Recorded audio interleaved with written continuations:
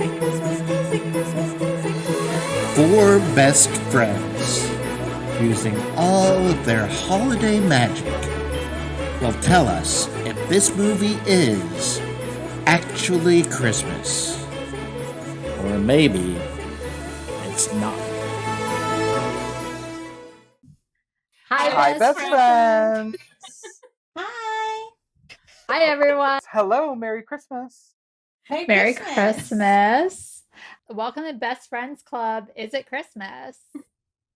I'm so excited to find out. Honey, it's Christmas, baby, in our hearts. But I'm very curious if this movie is going to be. Yeah. This podcast is for best friends trying to figure out if movies are truly Christmas. The theme may be Christmas, but is it Christmas in our hearts? It's different. Right. So we're Best Friends Club. For those of you who don't know, I don't know how you ended up here, but love that for you. We met back in 2018, I think. 2018? 2017, which is so crazy. Me and Mame both lived in Brooklyn, and Cheyenne and Lauren lived in Phoenix. And basically we were internet friends, I guess. Instagram. Mm-hmm. And Cheyenne and Lauren came here for DragCon, the first ever New York DragCon. R.I.P. Yeah. Do they do any DragCon anymore? It's over. Oh, they're all over? Yeah. It's not like it was that fun. It served its purpose. We all met. Yeah, that was kind of the best thing that ever happened at DragCon.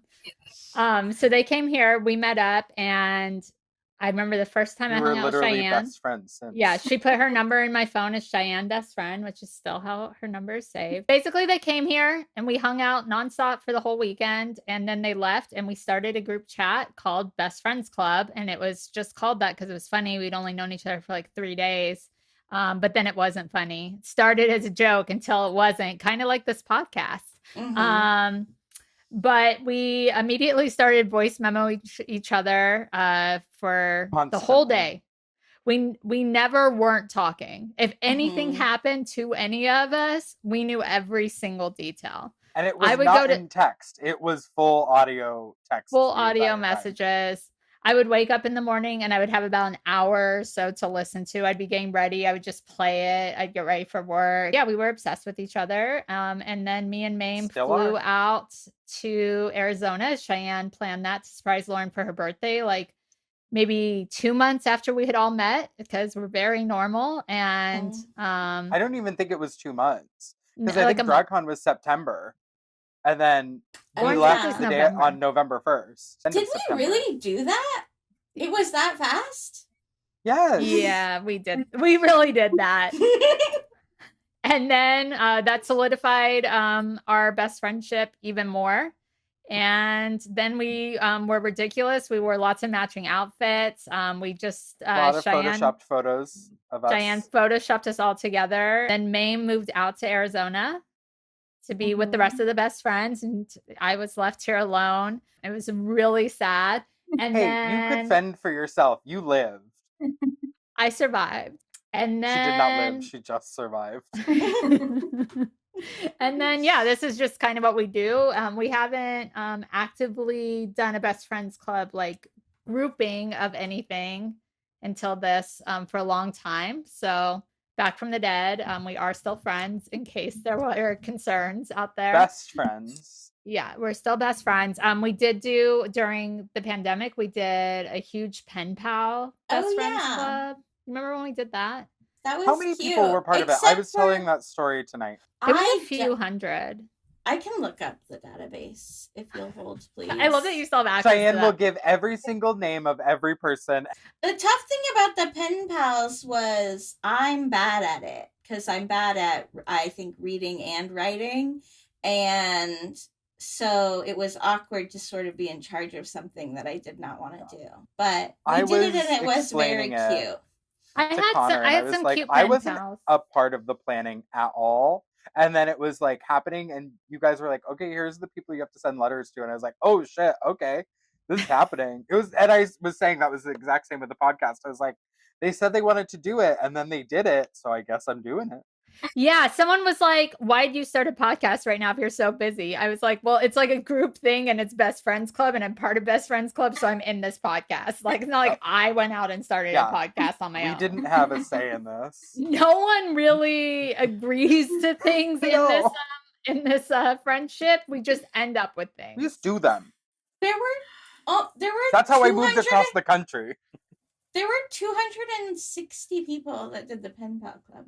Oh my gosh. I've got to say that's great, but I did think it was more. I thought it I was was like under the 300 something. I But thought it's it fine. was like 100. No, there were a lot because I went and I manually matched everyone with people because I wanted to give everyone like one international like pen pal and then like a few other and make sure they were in different places. So cute. And it was the pandemic. I had lots of time. But yeah, it was really cute. I had like a really fun pen pal in like Australia who sent me really cool things. I don't know, it was cool. I still talk to some of them on Instagram, but I also stopped writing things probably that year.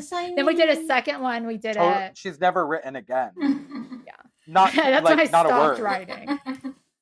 And then we did a Christmas card once that was separate also. Oh yeah, that was cute. Yeah, we do cute things sometimes. It's just been a while. Oh wait, I'm just looking at the database from the holiday card one. So maybe That it was... makes more sense. I also thought it was more. The holiday one was like a second, like little mini one. I did think the letter writing one was like 500 people, so I was way blown out, like of proportion. I thought it was an outrageous number for how small of a follower we had. 748. Okay, that sounds more right. Because I think I was like, I think it was like 300 to 500, but I was like, maybe I'm remembering way wrong. I remembered you guys talking about it, and I was saying to Connor earlier, I was like, I think it was close to 1,000 people, which it is close to 1,000 people. When you get to that many people sending letters, over 700, yeah. That was a cute thing we did. Well, we'll reach out to all of them. Maybe they'll someday. watch our podcast. Yeah. Do we send them a physical letter? We have all their addresses. I mean, if they still live there 5 years later, but I mean, might or as well it could try. just be or current resident. You should watch our podcast. That's very funny. Like a very clearly like scrapbooky looking.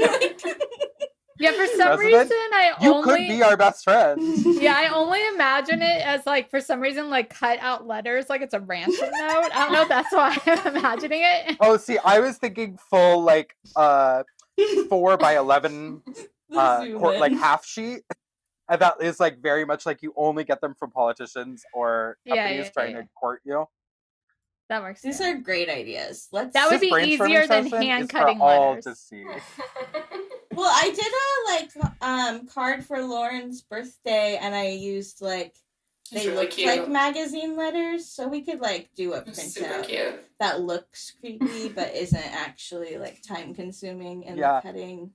And the one for Lauren's birthday was really cute. It just came up in the house feed for House Hexen today, and I was like, oh yeah, that was really sweet.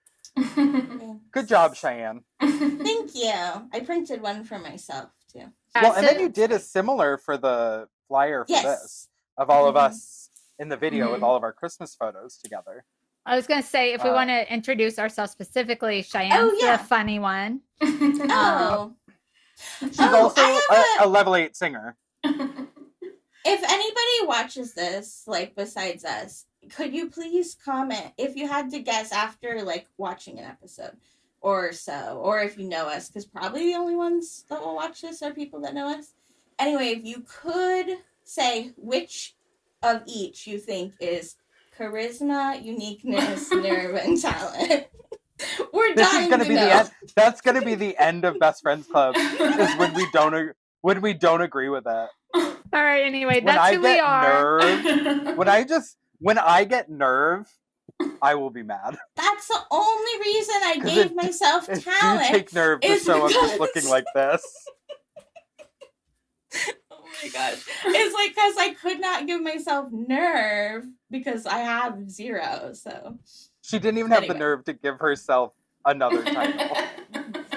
So she settled for talent. As a level 7 singer, I did just knock you down one because I remembered I quoted it wrong. Oh, yeah. But she is Anyway. the talent of the group. She is. I mean, obviously not. Okay, but I am curious what people think. Let us know in the comments. Sound off in the comments. We'll respond to every comment too. So make sure to leave one. Yeah, the 7 comments. We'll get back to all of those. Each one of us individually will. Mm-hmm. I like that you think we're gonna get 7 comments. That's cool. Hey, I know people. I know about 6 people. That's true. Well, I have a database of 700. Wait, how many was it? Well, plus the Christmas cards. Oh, but they're all the same people. Yeah. Oh, they are. That's all overlap. Yeah. But close to 1,000. I was like, who knows? We could maybe get more. Well, okay, Cheyenne, since you are the funny one, why don't you show us a Christmas thing if you've brought a Christmas show and tell? Oh, yeah. Is that how we introduce ourselves? Is we show our Christmas show and tell if we brought one? Yeah, sure. Okay, so I brought today for Christmas show and tell this. Cute. It's a photo album. It might be kind of loud if I show you it, really. But it's a photo album. I'll put pictures in, maybe, that I made for Prancer, the movie, because we love Christmas movies. And it's really full of all kinds of things from Prancer, the movie, including Travis got me on eBay last year or 2 years ago. These, it says, I saw Prancer at Long John Silver's. So good. And it's the best thing in the world. But How do we make a best friends club version of this? This is the press photos from the movie. So this is, and I have, if anybody has anything from Prancer the movie, I have so many pages left. We'll give you Cheyenne's address. So, do I wear this the rest of the time? There's no way I could. No. Okay. Hard with the headphones. Interesting And that she a didn't mention pencil? Cute. that I spent $15 on. I bought Cheyenne. You got me the pencil. I bought that, but I was like, she's not going to mention the fucking pencil. I was like, she jumped right over it because she wouldn't even spend that on just the pencil? Yes, Cheyenne, you wouldn't buy it for yourself because you're like, I'm not going to spend $15 on the pencil. And by the time you finished that sentence, I had bought it standing in your kitchen. Oh my god, so fun. Okay, I think you do need to do a separate YouTube video of you just showing off that collection, I will say. I have a TikTok from the 4 TikToks I did of it, but it's probably not good. But I'll put it here. As if I know how to do that.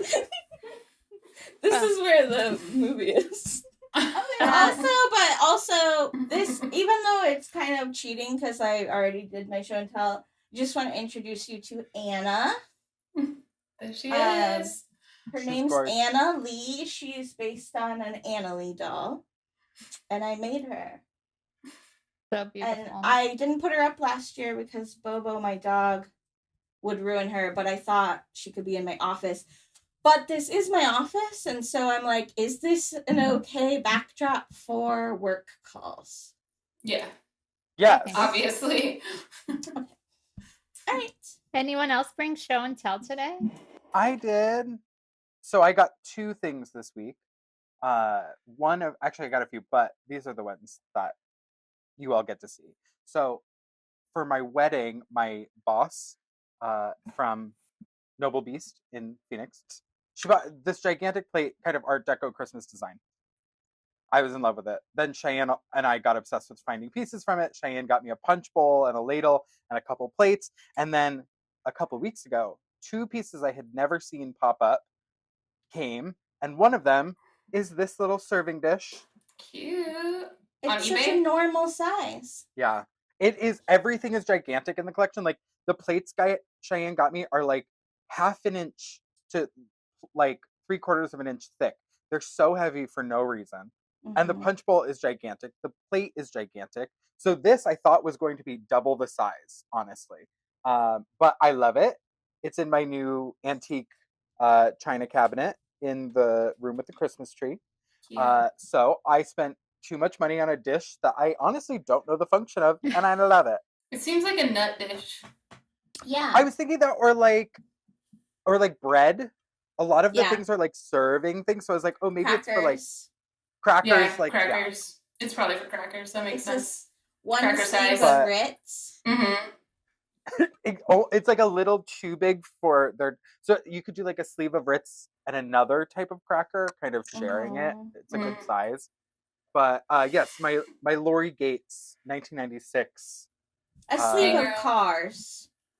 Cars. Oh yeah, the bigger yeah. ones. Yep. Mm-hmm. So this was my spendy find. I don't want to think about how much I spent on it. How much was it? And I think after shipping it was close to $60 for a dish with like no function. There's like a huge oval platter that's on eBay right now, and I think shipped it'll be close to $100. And Dang. the other day I was feeling tempted because they sent me a like $30 off of it, but I was like, it's still gonna be like $70 to ship it. So I didn't buy it. And then I got this little angel. I keep buying from this person on Craigslist. Keep buying furniture and stuff. They have like a little warehouse that they keep selling out of. And I went to go pick up a table, but then this little man called up to me. Oh yeah, so My cute. ceramic snowman. So I got him for $5. Love Very that. cute. $5. And Cheyenne has the lady match to him Lauren in gave her to house that Lauren gave to her. That has her. Yours has a different finish though. Mine has like a texture, and yours is pearlescent. So me. Yeah. I think they were They like both are- people made them, right? Yeah, they're like Yeah. the kind you would paint, like the one, like the deer. I yeah, have I don't and have my a mom name or painted. anything on the Mm. bottom. I don't know if yours does, but You some could people just will like write your carve name. like I made it. Yeah. But yeah, so here's So my. cute. Those were Very my cute. two. I also got like a Santa blow mold from the same people, but I spent more money on that, so it's not as good a find of like It is I very got this cute, angel though. for $5.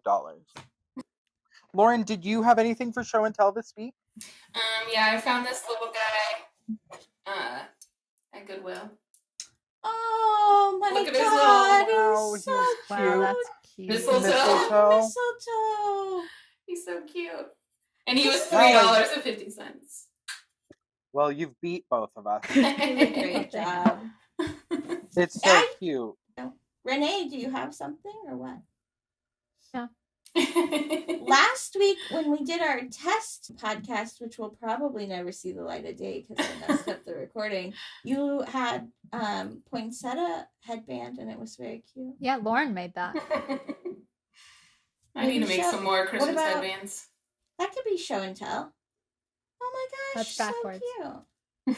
Also, just within reach, and she opted to not wear it. Well, I'm wearing this Crazy. red one, so I wore the green Yeah, hat. it's different Yeah, reds. Makes But sense. anyway, but it was a show and tell item. Yeah. So great. It's very We did cute. it. We got to go thrift a Christmas thing to send to Renee next week. Yeah, I just What? don't have any time to do anything. So Christmas isn't happening. Christmas is over. Okay. Thank you guys so much for tuning in. This was a great season of Best Friends Club Is It Christmas? We'll see you in Christmas 2026. Dang. Bye. Bye. Bye. Sad. Bye, best friends. Bye, So Oh, Wait, much anyway. work. maybe I'm the funny one. Definitely. Am I the drama? I mean, Am I the comedian of the friend group? who's charisma though?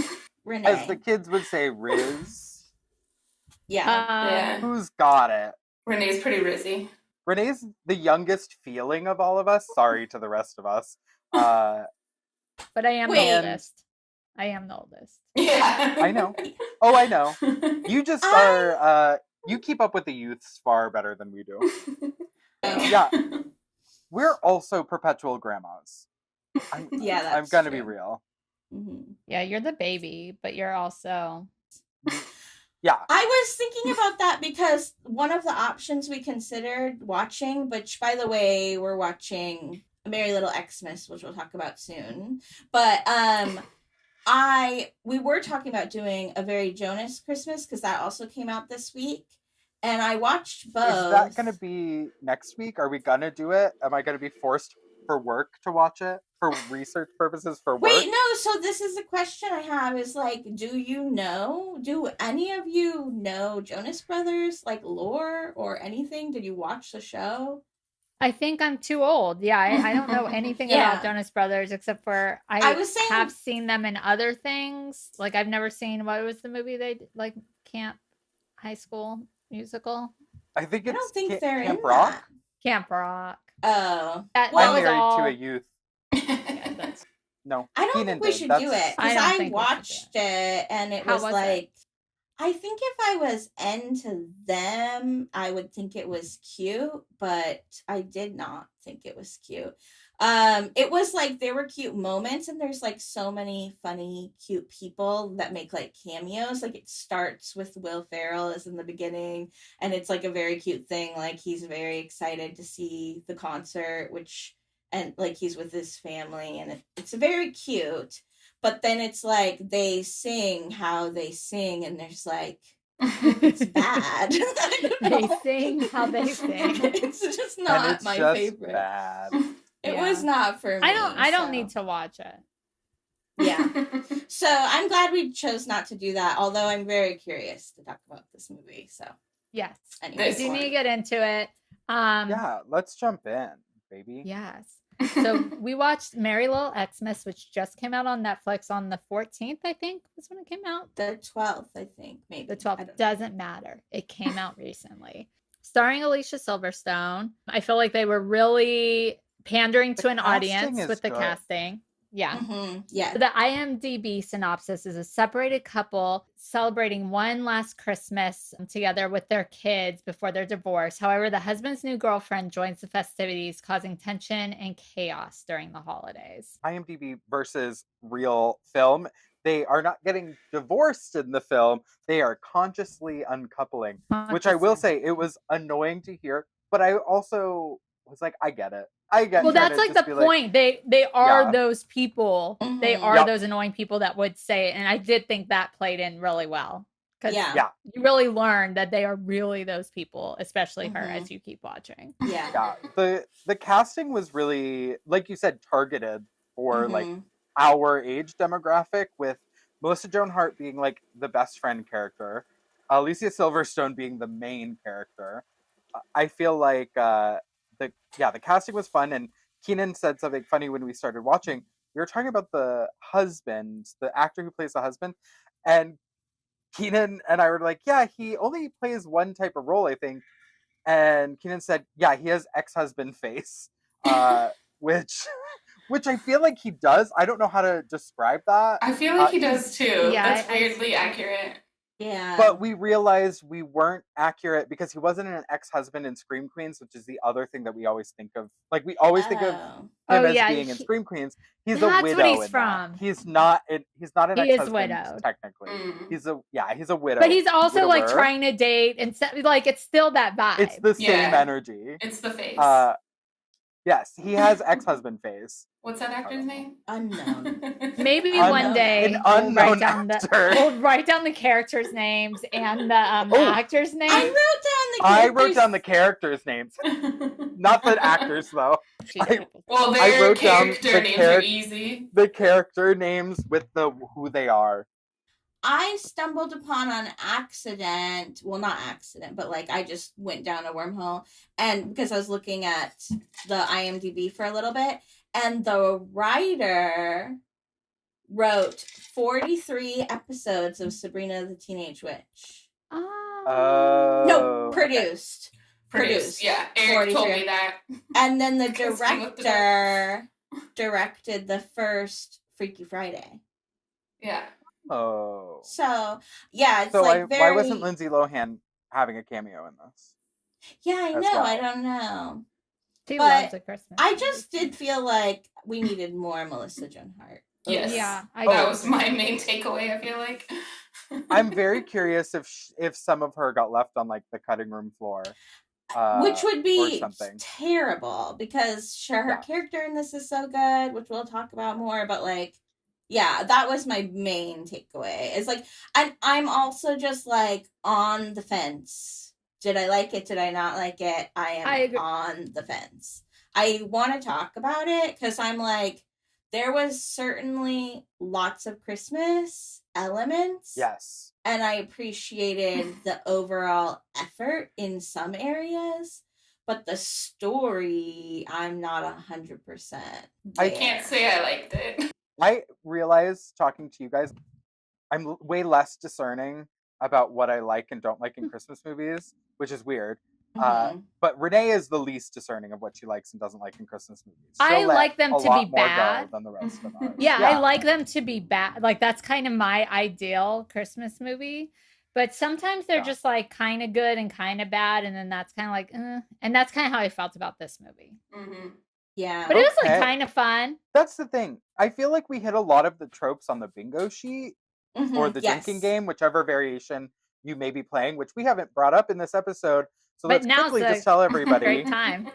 If you weren't aware, Renee and her friend Katya, all of our friend Katya, had developed a drinking game for Christmas movies that we have as a downloadable that you can get from where, Cheyenne?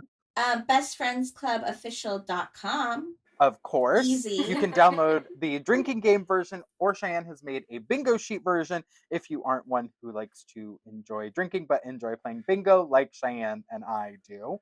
I think all of us do. Cheyenne likes it the most, though. Yes. And you can do bingo as drinking bingo too, like take a drink. Yeah, you can really do whatever. Just do it. You can drink to anything, and I am proof of that, which is why I am not allowed to drink anymore. Yeah.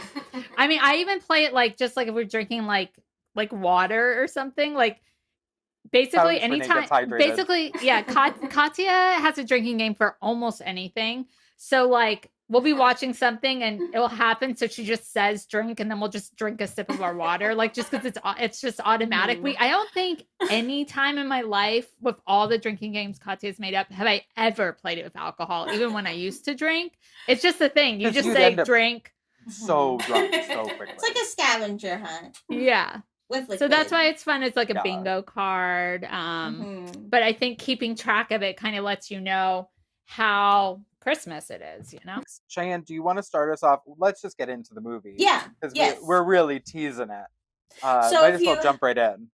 If you haven't watched yet, maybe watch and come back to this, or if you just want to hear the telling of it via us, that's an option.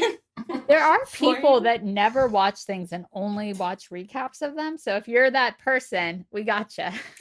I'm very into watching things and watching the recaps, even if it was like a lot of content I just watched. Oh, so I should say though, one of the reasons we decided to start this is because I did the Hallmark subscription on my Amazon Prime, which we all share.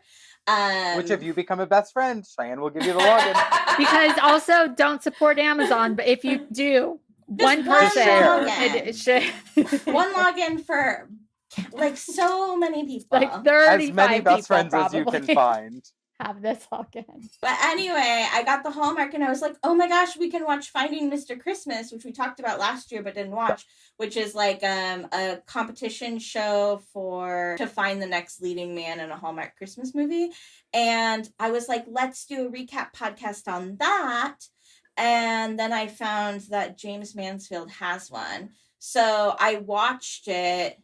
And I watched the entire first season of Finding Mr. Christmas and like alongside all their recap episodes. And they're very funny. So I felt self-conscious. So I was like, we'll just do Christmas movies. And we were also already halfway through the season by the time we decided to do this. Right.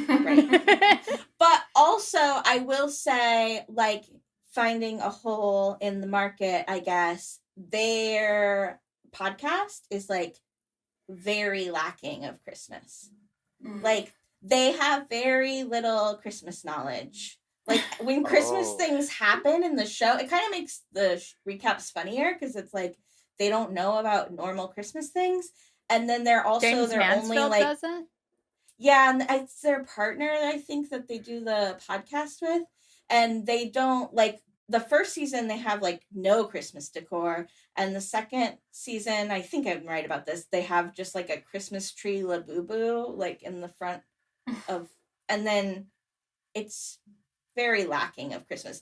And they have like one Christmas sweater that they wear on repeat. So I would just say that they need like a little more Christmas. Cheyenne said she's an expert of Christmas, and that's why she started this podcast. And James Mansfield is fucking Basically. dumb.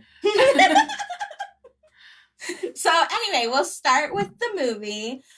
We get the opening credits is like the storytelling kind to kind of catch you up on where we're at, because like we said, they're getting a divorce, so it gives us sort of the beginning of their story. And this is like cute because I was trying to think of what the graphics reminded me of. It's like animated. I feel like it's like very Lizzie McGuire style because it's like overlaid on real life. Mhm. And they're like, I don't know. The premise is not good, but I don't know. So 20 years ago, Kate, who is Alicia Silverstone, she was in architecture school in Boston. She wanted to like change the world through green architecture. They talk about that a lot, and which is great, but they like throw it in the weirdest ways, I think. Like they just are constantly putting in like the word compostable where it doesn't make sense.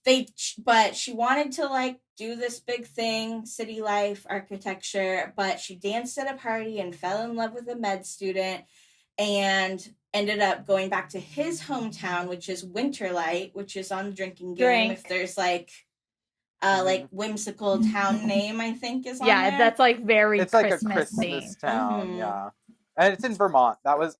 It took me a minute to figure that out. Okay. Yeah, which is also why I'm like the conscious uncoupling is so Vermont. It can be real earthy crunchy there. Which is like also her too, right? Like I feel like she had like a lot of say on how this character was, because I feel like everything Oh yeah, like how that's how Alicia Silverstone actually is in real life. Yeah, she's Right, playing yeah. herself. Oh, I didn't know that. That makes sense. Yeah. So she says like small town doctors are actually married to their jobs. She gave up everything. She decided to become a handy woman, and then they grew apart because he never came home. He was like working, like he was a workaholic. So they decided to get a divorce, and that's like where the movie opens up. Which a lot to cover in just an animated opening. One thing that's nice is when you're taking notes on a movie, which is a new thing for me, and it also forces you to really watch a movie, which we talked about on our test podcast. Yeah, we do need everyone to know that Cheyenne doesn't really watch things. They happen around her while she does like 5 other things. Yeah. So it's like, I just feel like it's like this new world I'm entering where like, I feel a little bit like Renee, where it's like, this is so cool. Because I'm like experiencing a movie for the first time. Yeah, I'm excited for this journey for you to be honest. Yeah, me too. But anyway, so one thing that's nice about this movie is it kind of separates. It does count down to Christmas, which is also on the drinking game. And tells you we're starting off on December 17th, and then we're getting every day until Christmas. Or you would think, but one of the days is missing.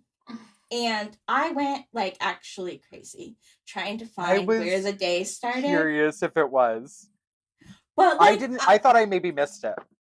I thought, and maybe I did miss it, but I looked for a very long time, like scrolling with my mouse, trying to find the start of the day, and there's just a day missing. So anyway, we open up there in a divorce meeting at a coffee shop, and it's very clear like the whole town is involved. So, and they talk about how they're consciously uncoupling, like we talked about. They still want to do all the Christmas traditions, and like they're gonna make it a good Christmas for the kids. So, do you guys have any thoughts about this scene? Or did you notice the name of the coffee shop bakery? Oh no, what was that? Red Zeppelin. No, that's not true. I appreciated that.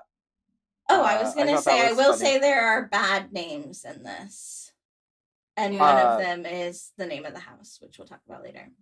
Oh, I thought that was fine. Okay, we'll get into it later. I don't remember what it is. So Christmas. No. Anyway, so Then we go back to her house and we meet like the whole cast of characters. But we meet April, which is Melissa Joan Hart, which I just assumed they were sisters because they look so similar. And I don't know how I've never thought about how they look so similar before. I They're don't see it. I don't know if I But- noticed that. They are blonde women. But they have like But I the get it. Like when we were all same redheads, face, we all got like- mistaken for each other. No, they look like they could be sisters. They look like they could be sisters. I agree. Or cousins. And- Maybe cousins. And it would make perfect sense for them to be Maybe sisters. adopted sisters. Which is why it would feel like right if they were sisters, because it would be like, oh, she's the one, because she keeps this woman's secrets where nobody else in the town keeps anybody's secrets. I don't know. But anyway, they're not sisters, which you guys are not. That means nothing to you, but it felt big to me when I realized. So they're not sisters. She's like her BFF / realtor. April is asking Kate, have you told Everett, which is her ex-husband or like current husband she's divorcing, and the kids that she's moving back to Boston. So that's why we're here. She kind of has like a secret that she's going to keep until after Christmas. And then we kind of start to meet everybody else. So we meet Everett's dads. They come in. They're very cute. Also, Mike I and want. Daryl. Gay dads. I I love that was. I don't know if that's a trope. Yeah. Okay, so but what gay the- parents. One of the tropes is gay or black best friend, and in this case, they just made them dads. So she has a gay dad, gay and black dads. So Okay, great. True. Yeah, they double down. yeah. And then we also meet Gabe, who's like a senior in high school. But we should say, because this is like a big part and they've already kind of talked about it, that the house is very cute. It's like they spent a Very lot cute. of time on the details of the house. It's like out of a magazine. It's not like 100% my style, and like elements of it feel like this is a person I don't like, but it's very pretty. Like, It feels kind of classic 90s, like, house style to me, which I really liked. Like, from a Yeah. 90s movie, I mean. yeah. Not The 90s. And outside of the I house felt like is its so Christmas pretty. decor was really cute, and I felt like Yeah, the So house cute. itself, and it wasn't like a beige and gray Mhm. house. Like it was, Yes. it felt like a real home, and it was like an old home that didn't look like it had been gutted and made open Mhm. concept and like gray. Mhm. So that felt cool. That They was nice put- to see. So much more like effort than some Christmas movies do into like really making it so beautiful. Like it Yeah. feels like it's should be featured in Martha Stewart magazine. It's like very cute, and like everything DIY, which we find out is like a thing of hers. And what kind of house is that? Like you guys know houses, like the outside, like I mean, is it's it a style of Victorian. home? It's a Victorian, yeah. Okay, it's very pretty. And the brick That like porch almost on the looks second pink. floor. Mhm. Yeah, it's very, very pretty. But unfortunately, for such a beautiful house, which Mame has no problem with, she calls it the mothership. Wait, don't so think that's the house? Yeah. The Yeah. house Born is that the much in the movie, mothership. No, I did. For some reason, I thought it was like what she was calling like her job. I was No. confused about the mothership part for She's sure. constantly talking to the house because the house is That like I a character Picked in the up on. movie. Yeah. And the house's name is the mothership. Oh, okay. And it's like, Weird. because April, Melissa Joan Hart's character is like, I can't believe you're selling the mothership, but she needs to sell it in order to like pay for her new life in Boston when she moves.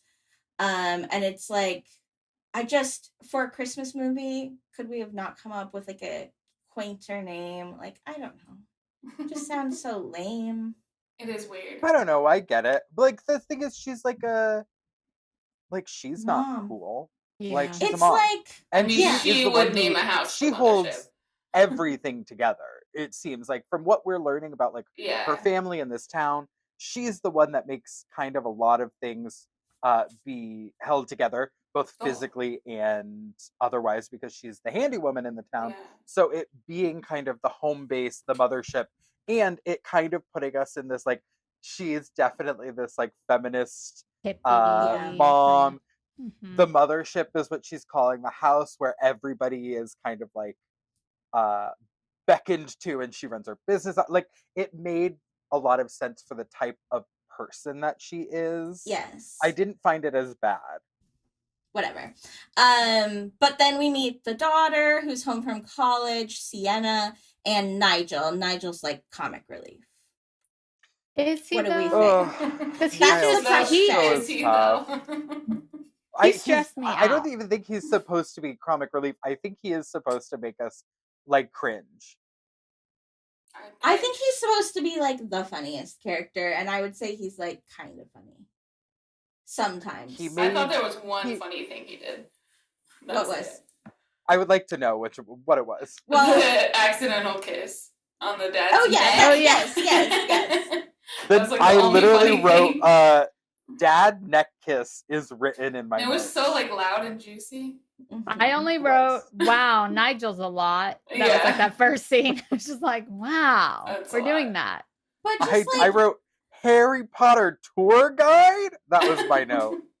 He's so serious about it. He said, fuck trans people. That's what I'm like. I That's don't literally what Eric understand. said. Like, in this economy, like... Well, in this economy, he's not turning down a job, I guess. But the whole Harry Potter storyline, is there not something else we could have done? Like, something else that's, like, quirky 100% that there could is. be his thing? Like, why so much Harry Potter? Like, you know, in a different world, that would be, like, cute because we all get it, but, like, just Not no. in 2025. No. In 2019, probably. Yeah. But anyway, yeah, he's it's very tough. obsessed with Harry Potter. And Gabe says he wants to boycott the traditions. They talk about how they're going to do all their traditions. This is another thing. So they talk about the traditions like it's a big deal and they want to do all their family traditions. And I would say that their traditions are boring to normal. Like, was there anything that was like, boring. ooh, that's like... There was one that I thought was cute that I would like want to adopt. And then the other ones are just like, it's not enough of a thing to call it a thing. Well, it's also just like they kept being like the weird tradition. Yeah, we're the that weird was the family. thing. They could have And been it's like- traditions. I think they were enough to be traditions. Like that's fine. But they just kept calling like, "Oh, you're weird tradition." They're not that weird. The weird was that like, oh, everything is like recycled, organic or whatever. Yeah, like it's weird to a high lot of- schoolers who want to fit in, but not actually weird. Or you know, 60-year-old women watching this who are like refusing to believe global warming's real. You know, right? Which like old women watching Christmas movies, that checks out. Even awful people who don't believe in science watch Christmas movies. That's probably more of them than that's true. Yeah, that's true. So, People so they're gonna be for like, sure. "Oh my god, that's so like you're everything secondhand. Everything is like, you know." I hate that attitude. But yeah, I think that they think the audience is gonna think those things are weird, and we're all just like, no. Cheyenne, what was the tradition you wanted to adopt? I just need to know. Okay, well, let's go through the traditions. So they make handmade gifts and exchange them. That's like normal. Adorable. Yeah. But very cute. I don't think that's normal. Well, yeah, I guess my family did for a couple years because we draw names. Like a lot of families, I feel like draw names. We draw names, and then for 3 years in a row, I guess it was on me. I made us switch from buying presents to making presents, and those were the most fun years. Because everybody was like, you know, for me, it was like kind of second nature because I craft a lot. But for a lot of my family, it was like, they had to like really try and figure out like, what could I make? And they were all so proud of their thing. And then, you know, like you have to like try and remember to put it out when they're there. Cause most of the time they were really ugly and it wouldn't actually put it in my house. But it was very sweet and like sentimental, and everybody like felt very like proud of their thing, or like it was just like you really had to think about the person in order to think about what you would make for the person. And I do really like, if you were gonna, well, this one I guess isn't the one I was talking about, but I would say this is a good one to adopt, is like maybe take 1 year and just say we're not gonna buy presents, we're only gonna make them, and it's very cute. Super cute. Highly recommend. Should we do I that? would do that, but my husband Keenan doesn't know how to make anything. So Keenan would get a beautiful set of gifts, and I would get, I don't know, nothing, Yeah. cash. Yeah. I made this money because I'm It's the one with really the Take job. the money. It's not good for your individual home present exchange. It's for like but a for bigger. your like extended family Yeah. present exchange, it's fine because you can sacrifice whatever you were gonna get, which is like Yeah. probably also lame. Anyway, so the other ones are so they don't buy ornaments, all the decorations they make, which is like popcorns, pine cones. They have like tons of the dried oranges, which I thought about making like a dried oranges garland for here because apparently we have like 3 bags of dried oranges in our closet. Oh. That's For very fun. Were they from the wedding? I think they're for Oh, cocktails. I don't know why. Yeah. But anyway, I was like, oh, I could make one of those. It's very cute. But I did not. But I made Lauren made a made bunch this. for my wedding. Is it Christmas? Is Oh it? my god! But I'm Wow, not you're sitting. just now bringing I this need up. a T-shirt of that. I know. Yeah, we I had probably to all use- need that. We should do a photo shoot of that and then Photoshop us together for the podcast. What a good So idea. crazy that you didn't make us all those. Yeah. I did it seconds before this. I wasn't sure if I'd have time. So I definitely don't have time to make 4 and then mail them. So. Crazy. It's Um, crazy that you did it. We but get I it. You don't like can. Christmas and you don't like us. Yeah. Oh, and they had like a lot of the like loop-de-loop chains, Paper chains. paper chains. Paper Oh, chains. I like the paper chains. Those were I cute. just bought so much paper To make some? our new house is big, and we don't have much for decor when it comes to filling this house. So I said we need to do what we can for cheap, and I said that's crepe paper, that's paper chains, like there's pine cones in the neighborhood, so I'm gonna start stealing them out of my neighbors' yards, and then I'm gonna do Cute. the like borax, the thing where you like let something sit in borax, Crystallize? like and make it like crystallize, so it looks like it's got permanent snow crystals on it. Ooh. That's and how then- you do that? I didn't Yeah, know how you you- do that. Yeah, it's like boiling water and borax, and then you leave it in there like for like 24 hours, and then you take it out and it's crystally, but you have to like spray lacquer it so that it doesn't crack off. I think I did in Girl Scouts. So there's a Christmas craft for everyone. Is that how when you do fruit too? Like, weren't we just talking about that with creme, or she was talking about a different kind? It's different. Oh, Yeah. okay, never mind. I was like, you should do that and then bring it as your show and tell next week. Oh yes. I don't know if I'm gonna have time to do it this week, but I'm gonna try. And then the Um, other tradition was they make origami birds and they write something on them they're thankful for. This is one I would not do. I would not. Yeah, do I was about to say, I know that's not Hard going no. to be it. origami birds, not Christmas, and They look cute. they look like origami bird. Like they don't look like Christmas. I mean, I guess if the paper is like Christmassy, but they just look like not Christmas. to Do me. you know how many birds there are in the 12 days of Christmas? Literally, are it's pretty almost all Christmassy. birds. I don't Cheyenne know is- why. I don't think they're Gonna get Christmas. mad I know at she us. was thinking about it though. I saw her She's gonna thinking. get mad at us. No, I What's the think next you're right. tradition? I think you're right. Like they probably are Christmas, and I'm just like not. Wow, you can't tell what's Christmas or not? You're the expert. We're Oh. collectively the expert. That's true. It's true. But I would never do the write something you're grateful for, and then just do people look Ever. at them? Do you have to? It's too reminiscent. Maybe of, you like, set them on fire. church, where you like write your sins down on a piece of paper, or like you write your like She's not It's wrong. just- it's like very church behavior to do Yeah. something like Okay. that, and I am not. All right. Which The I was other gonna say, thing- all of us are so comically anti-church with our Christmas movie podcast. Oh right, yeah, that's fine. I know the- it's very funny. The other one was on Christmas Eve, they read their family scrapbook. This Is that the one you want to do? Yes, this is Yeah, the one. that sounds right. That's cute. Oh my god, Like, duh. a forced reading of the scrapbook. Forced Like, reading. look at. I mean, can you imagine if every Christmas it's like, and now we look through the Prancer book, and we Like, have to yes, look. I can lived with indeed you. imagine Yes, that. I can imagine it. Like, look at her. She's beautiful. Look at her. So, Is like, Cloris I Leachman think... still alive? No, she died, I think. Oh. I think. R.I.P. No, Yeah, I think it she's was like a definitely few dead. years ago, right? Yeah. I think it was like 2020. Yeah. Oh. R.I.P. She's the best. So anyway, I liked the scrapbook idea. Yeah, I think that is a very Cheyenne thing. Isn't it? Is Now it we have weird to that get we to the don't next have a talking point scrapbook? of this. Okay.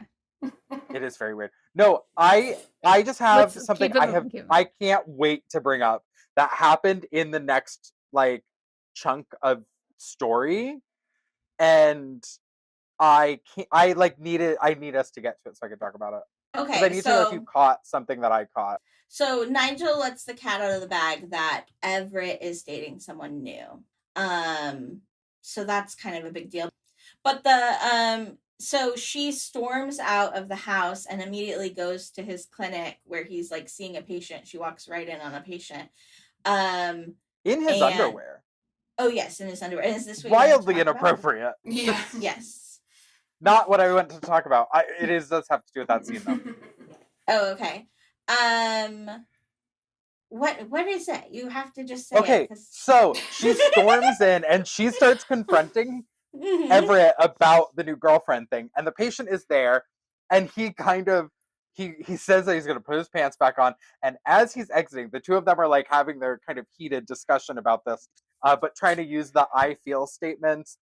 They're not trying to fight, and then the patient, who's obviously a local, interjects and says like something that annoys the guy playing Everett, annoys the doctor, and then he says, "Do you want me to give you another one?" Oh, and he holds yeah. up his finger, Yes. and I'm like, he is talking about putting his finger in his butt Mhm. for Oh, a I did prostate not. exam and Yes. adding another finger, and I rewound it. So I was like, Keenan, I didn't hear that joke wrong, right? Like, this is a weird joke. It is a And I weird literally- joke. I missed that. It's a weird joke. Do you want me to add another one? I think I didn't write down the Like exact as a quote 'cause I was threat stunned. too. Yes. His finger was a threat. Yeah, it was like very obvious. Like he held up his one finger and it was like, "Do you want me to add another one?" And that is a joke about anally fingering him in a prostate exam as a doctor. But like, I was just like, that's what the writers had to like. That's what they're gonna add in here. They're gonna add a weird anal joke to this. I can't believe it. The writing was wild. that's why I was like, we need to get to this talking point because I need to know if you guys noticed it. I did not get. I mean, I caught that was sort of the joke because his pants were down. Like, what else is he there for? But I did not catch it. What And else I is was he taking there? notes, so I don't know. I definitely got it. Yeah, I feel like Eric is the one who I would have like had if I was watching this in person with everyone. Eric and I would have been like, "What was that? Yeah. Did you just catch that weird anal fingering joke?" So that was the thing I needed to talk about.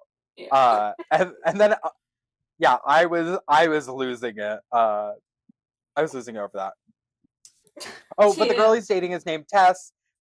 We get a like small introduction of her, like, Oh yeah, and it's how it's described as very much like straight off of Renee and Katya's drink sheet. Yes. It's like Mhm. how they met. Like she slipped and twisted her ankle, and she had to go to the local doctor. And then they like, hard eyes Christmas movie started to fall in love.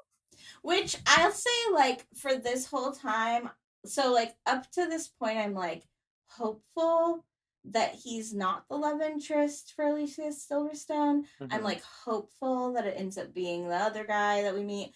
But like, it's obvious he is the love interest for her, but I'm just like hoping maybe he's not, because that is not what I wanted for the movie. But anyway, what can you do? So we move on, and then she's trying to stalk this Tess on Instagram, and they find like her and her neighbor find the wrong person. It's like some person that sculpts better, and it's like obvious it's not her. Yeah, that's what I wrote. I was like, this is obviously not her. They could have made it slightly less just obvious. like a little bit. Why are we No. led to believe Kate is that dumb? That she'd Yeah, be that's like, everything that I was like, why is she even like that's why I was like, it needs to be slightly less obvious to make it so that she believes it, even if we don't. Like just slightly less. What cute. But the butter sculpting was like, it was a cow and it looked really good. That's huge, like a too. thing. Very That's like a talented. thing. There's some movie. Who's in that? Jennifer Garner? I I don't know. I'm About so butter butter. I thought it was good, I think. It was a long time ago. Okay, Renee and I have some homework to do. So then we go Out of the to Christmas season, of course. I just have a note in here. I don't know why it's in this part of the timeline, but Alicia Silverstone looks very cute in the overall. Mhm. So, She anyway. looks great in this whole movie. The whole I'm movie. happy she's having this like mild resurgence of like she did all those ads for the anniversary of Clueless, and then she did this movie, and I think she's like had some little moments in other shows and stuff. And I'm happy she's back to acting. Keenan was saying that they were disappointed there wasn't more Melissa Joan Hart, and then was curious like, oh, do you think Melissa Joan Hart was upset she wasn't asked to be the lead? And I said to Keenan that I think Melissa Joan Hart's nice and probably just wanted to be there to support her friend. And she produced the movie. Oh, she produced it? Oh, she Melissa did. Joan Hart did, yeah. That makes sense. That's why. Okay, I didn't catch that. Good job, Lauren. Melissa Joan Hart's character is like so funny, like her funny, quirky side character. Like she was funny in every single scene she was in. Like oversized martini glass. Like every moment she was being like extra funny and like just I don't know, like her facial expressions, every like little. I was just like, it just needed so much more of her, and the movie would have been like exponentially better. She did a good job of playing like that woman. Yeah, like you know that woman. Yeah. But and you love her that. character did not like her character did not wear Christmas. Like she rarely, if ever, looked. No, Christmas. she just did pink Christmas. We've all done that. Yeah. No, she was wearing like a purple shirt. Like no, her look on Christmas was wintry and pink. So I'm giving her the benefit of the doubt. Okay, whatever. But I will say, when we did matchies at Christmas and you guys wanted to do pink Christmas, I did struggle. But we got there. Ended up being really cute. It was really cute. All of us had a good time. Like for a once in a while kind of a thing. We've never discussed it again. So yeah. Yeah. Truly. That was enough for me. I think I threw the brooch away. Oh my god. Damn. I lost it. I lost it. Wow, I gotta go. This is great seeing you guys. I gotta get out of here. Oh, so next we get a scene in the hardware store that is owned by the gay dads. And it's like kind of part hardware store, part like antique store. Like, I mean, whatever it is, it's way too cute. It's very cute. Very cute store. And they're like freaking out because Tess is there. We meet Tess and it's Jamila Jamil. Is that I wrote, of course, Jamila Jamil is the new girlfriend. Yes. And I like that yours is similar too. I expected her to be, villain new girlfriend. And right off the bat, that gets like thrown out the window. Like she goes in excited to meet Kate when they accidentally meet at the hardware store, which the dad working at the hardware store like tried to get Kate to leave, like desperately tried to get her to leave so that she wouldn't meet her. But it was nice that it wasn't automatically like pitting two women actually against each other as like a villain and a like it never really quite does that in the movie. Like, like there's like issues and stuff, but they don't really do the pitting them against each other. You're right. That's really nice. Which definitely is an evolution of like things are like literally watching a Christmas movie from 5 years ago, whatever. They would have pit the two women against each other because that is formulaic for the story to move on. And I don't know like if there's a variation of that in the drinking game, but like it's so common in anything like that it's nice to see that subverted right off the bat. Yeah. Her character is like one of the better, like well-rounded characters through the movie, I thought. Like I like her character. And this is where we get the Nigel kissing Everett's neck moment, which is like really definitely highlighted.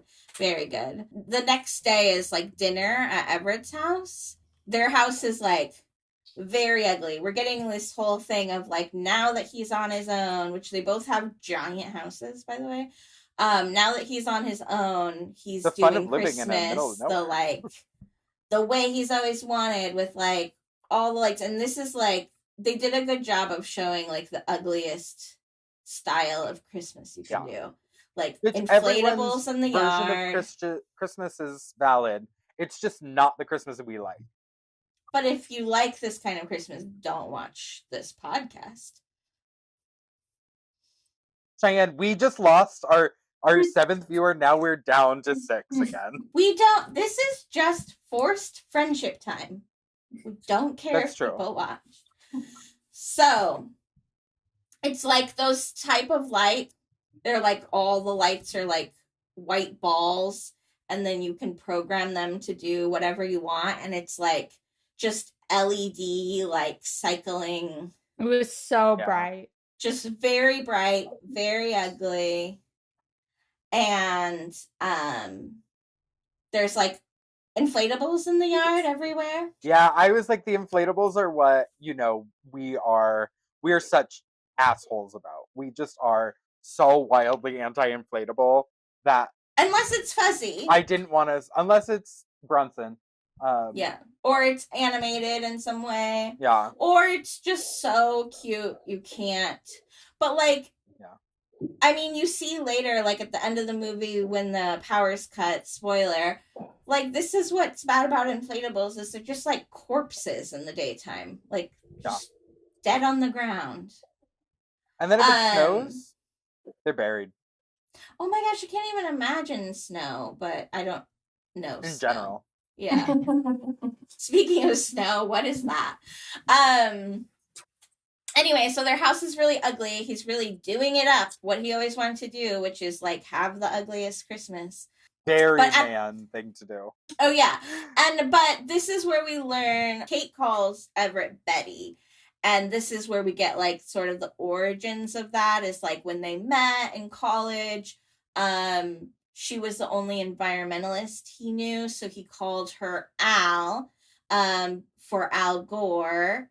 And then because of the Paul Simon song, she calls him Betty, obviously. And I was just like already humming the song from this moment until the end of the movie. So when we finally get the song, it's like such a relief. I was like, it did help that we got it, definitely. Thank God, because this is like the cutest song, and what a cute song to end on. And now can we call that song Christmas, because I love that song so much. So that was good. We got a new Christmas song, which is the song we always loved. Anyway. There is speaking of Christmas songs, it's later in the movie. I don't know exactly when, but there is a cover of Deck the Halls that is so bad. I feel like it has to be AI slop. Like they just wanted to, like, it's the worst cover of Deck the Halls I've ever heard. I wrote it down. WTF is this Deck the Halls version so bad? That was my note. Sorry, but yeah, that was unrelated. So but Nigel sings Betty and the Al end of the song, and this is a moment I liked Nigel. He like sings the part, but maybe it's just because he's singing that song. I love that song. Well, it also felt like a kind of, you're gonna hate me for saying this, a Cheyenne moment between us, where he like full belted it, and that feels Cheyenne to me. I don't do that. I would never do that. Anyway, I lived with you. I beg to differ. Cheyenne's a good singer, and she lets us all know it. That's not true. And I don't sing ever. I only hum, and it's only because I can't not hum, and that's true. It's a problem. So Tess also, this is where we find out she's basically her same character from The Good Place. She's like, also wrote that. Yes. I have like a nonprofit that's helping women do this, and then later she's like, I'm usually at soup kitchens on Christmas. She's just very exactly her character from The Good Place, which I appreciated. Yes, because I love The Good Place. Oh, and Tess, like, this is where she's kind of starting to win everybody over, because she like wins Nigel over because of like she lives close to Diagon Alley. It's just like so much Harry Potter talk. We probably shouldn't talk about it. She does also. This is where she says this is like the movie The Holiday. Oh yeah, isn't dead. Except so that was, for the wife isn't dead. And she's like, "Which that's good that you're not dead." But it was, again, a reference to another Christmas movie, which Drink. Oh, yeah. Reference to another Christmas movie.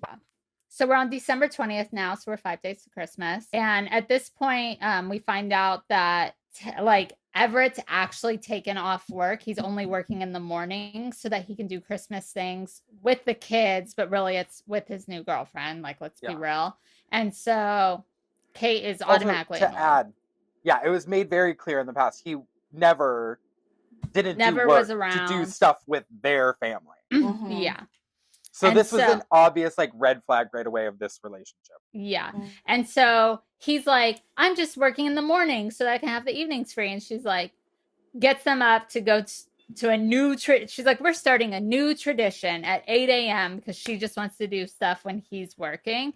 So she takes them to a tree farm and the kids are like, why are we doing this at 8 a.m.? And she's like, you've always wanted to do this. Here's the thing. When those fucking kids were little assholes and got back in the car and told her to bring them cider, I wrote down, these children should have been abortions. Yes. I hate these kids. They are ingrates. Yeah. I could not stand them. I could not stand these kids for almost the entire... There's never a moment where you like the kids. They don't redeem the kids once. Nigel is more redeemable than literally the rest of the kids. That is true. Nigel is more of a character than the kids. The only moments we get from the kids are just when they're being little brats. Yeah, they're pretty boring. Well, Gabriel gets a moment, but otherwise. There's pictures with Santa. There's all kinds of cute things you can do at this place. The place looks really cute. And they're just get back in the truck. I would murder. It's crazy. Also, that's why I don't have kids, but... Yeah. They're terrible. They get a living tree, which I think is very cool. And I was talking to Keenan, and I was like, I want to find out if there's any place locally that does that, because that would be nice and fun to do. Oh, I didn't notice that. So it's in a pot, or... Well, it's in a burlap bag. Yeah. It's part of the but then when they show the tree, it is just cut. I was like, I don't know if it is. I know.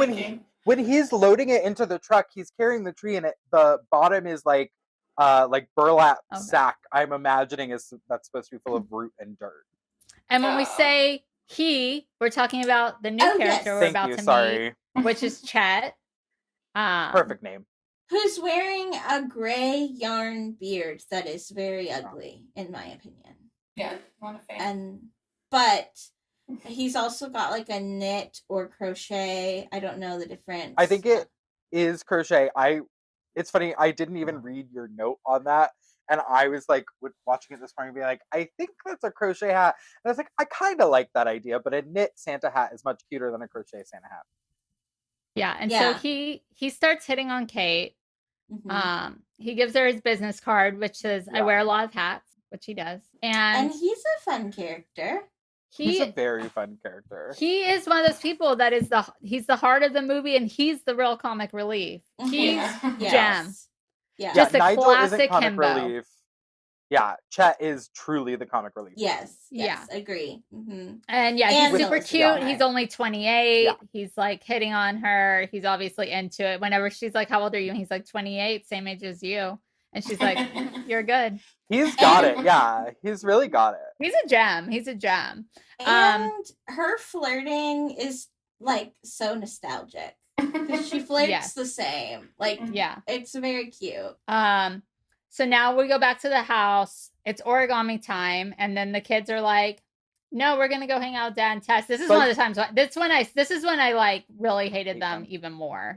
Even though this is the one I would not do, the origami. I'm I hate them so much. Yeah. You've already skipped multiple things. Do you hate your mother? You've done this for years. It's your parents haven't divorced yet. They're separated, and this is going to be kind of maybe a last Christmas of a certain style. Yeah. And your dad is dating someone new. Your mom is not seeing anyone. Do stuff with your mom. Your dad has company. He has his new girlfriend that's there. Your mom is an independent woman who doesn't need anyone. But it's Christmas time. She is doing all of this stuff you guys have. You've got to do them with her. Also, usually when like your parents have split only 9 months ago, and usually you resent a new person they're dating. Yeah, like, that and they're just like, she rules, fuck you, mom, is kind of crazy. It's not realistic, I feel like. Literally my next note after these children should have been abortions, I hate them, was, how did Everett bag Tess? He's a loser. Which this kind of goes into the next part. Like, the kids are ingrates and leave their mom to just like be sad by herself, which, isn't really the case in the long run, but like, they suck. They abandon their mom. But I will say Tess doesn't suck, and why is she with the dad that I agree also sucks? Yeah. But yeah, basically they take them shopping. They buy them a whole bunch of new clothes, which goes super against everything Kate believes in. How'd you guys feel about the new clothes moment? Here's the thing. If the father suggested that as an event to do, it felt like a direct stab at the mom. Yeah, if it was Tess's idea, because that's what she knows is buying things because she's rich, and he didn't stop her, I get it, because like, that's her treasure, as Cheyenne would say, is shopping for other people because she has the means to do so. So like, if that's how she wants to invest in them, I get it. But it does go against the values that the family kind of held as a whole prior to this. Definitely. So I think the father should have maybe put up a little bit more of a fight, or talked to Kate about it beforehand, instead of just like, or like, kids come home with a bunch of bags. Yeah. Everyone gets one new thing, like a new coat. Just something. Be reasonable. It did feel definitely like it, when I was watching, I was like, this feels like it was like Tess's idea of like, winning over the kids. And she is a bad gift giver, which we find out. Nigel also got a pocket fireplace, which we see. Obvious foreshadowing. Obvious foreshadowing. Yeah. That seems unreasonable, and like, it would never be made. It's an obvious foreshadowing point because of how unreasonable the item actually is. That's what is that a real thing? That's not a real thing, right? No. And the clicker looks like a car key. Yeah. Oh, well, it's like the clickers Eric uses for like turning on our Christmas trees and stuff. I was going to say it looks like the ones for the candles. Yeah. Yeah.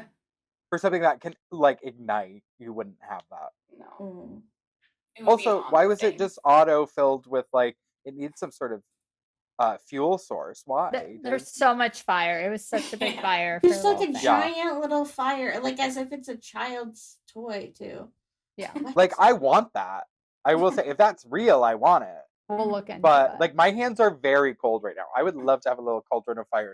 I would love that. I'm frozen at all times. I was saying to Keenan that Renee can't come visit until it's above 70 degrees because I don't want to hear Renee complain about how cold it is.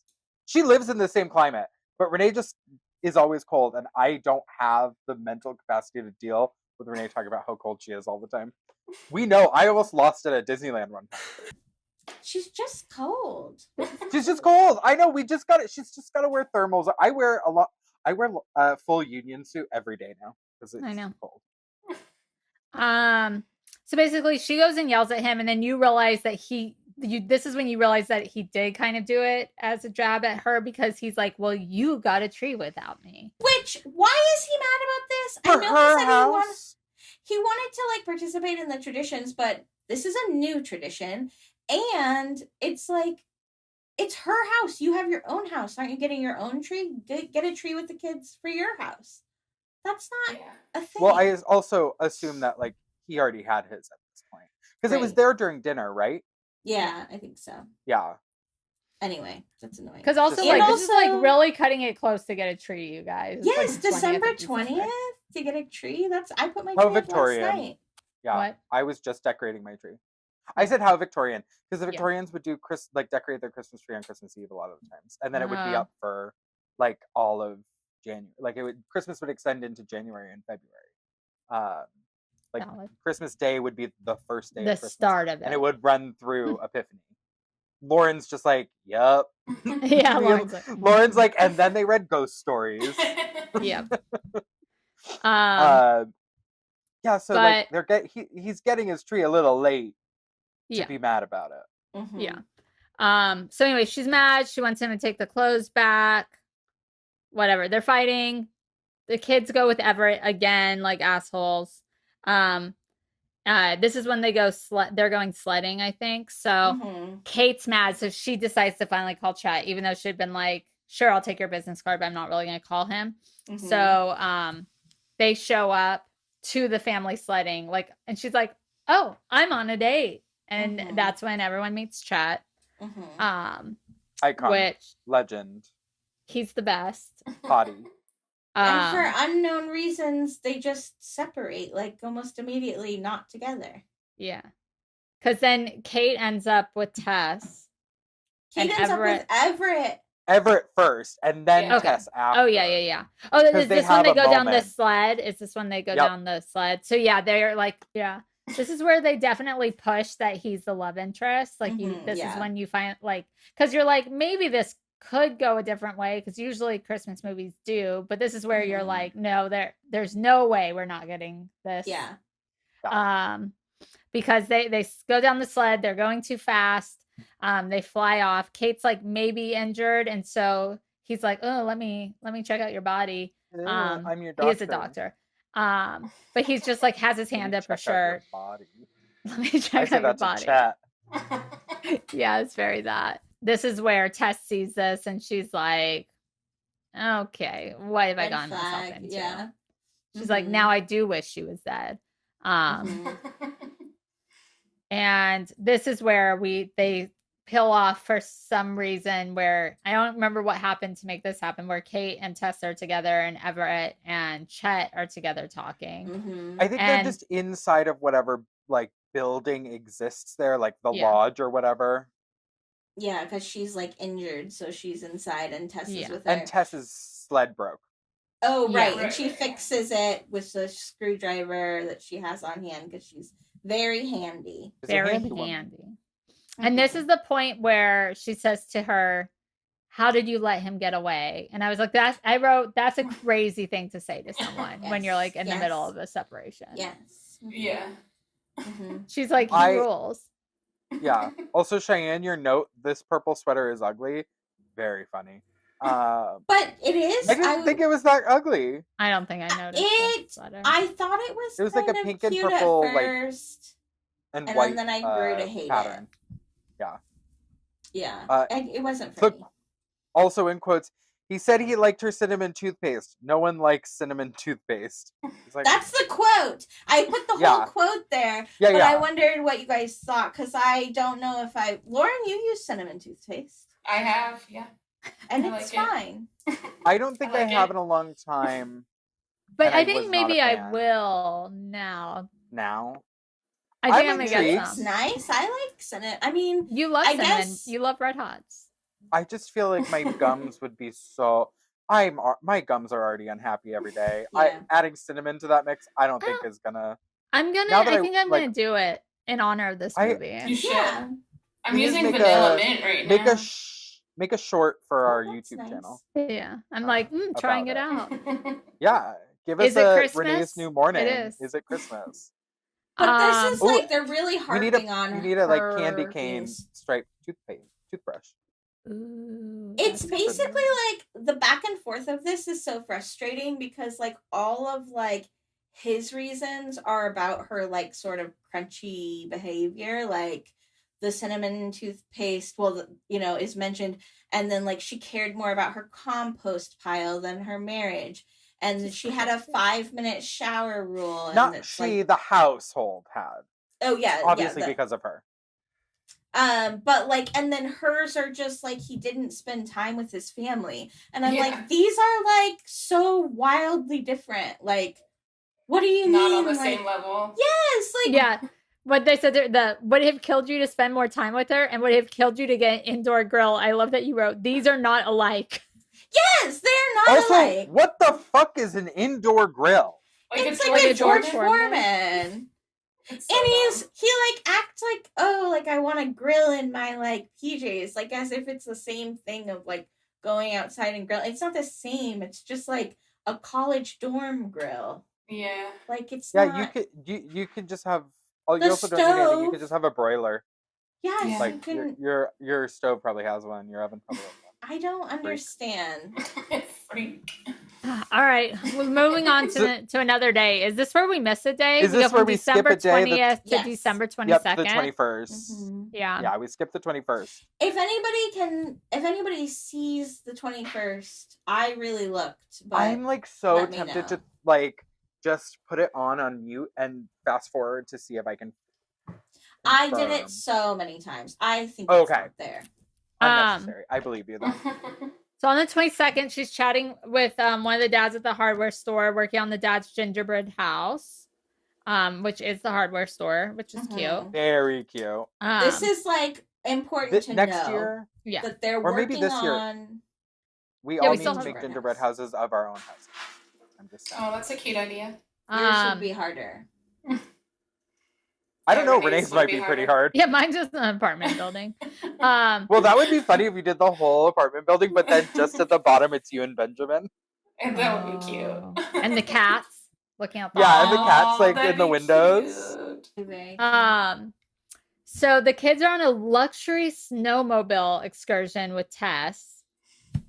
Wild.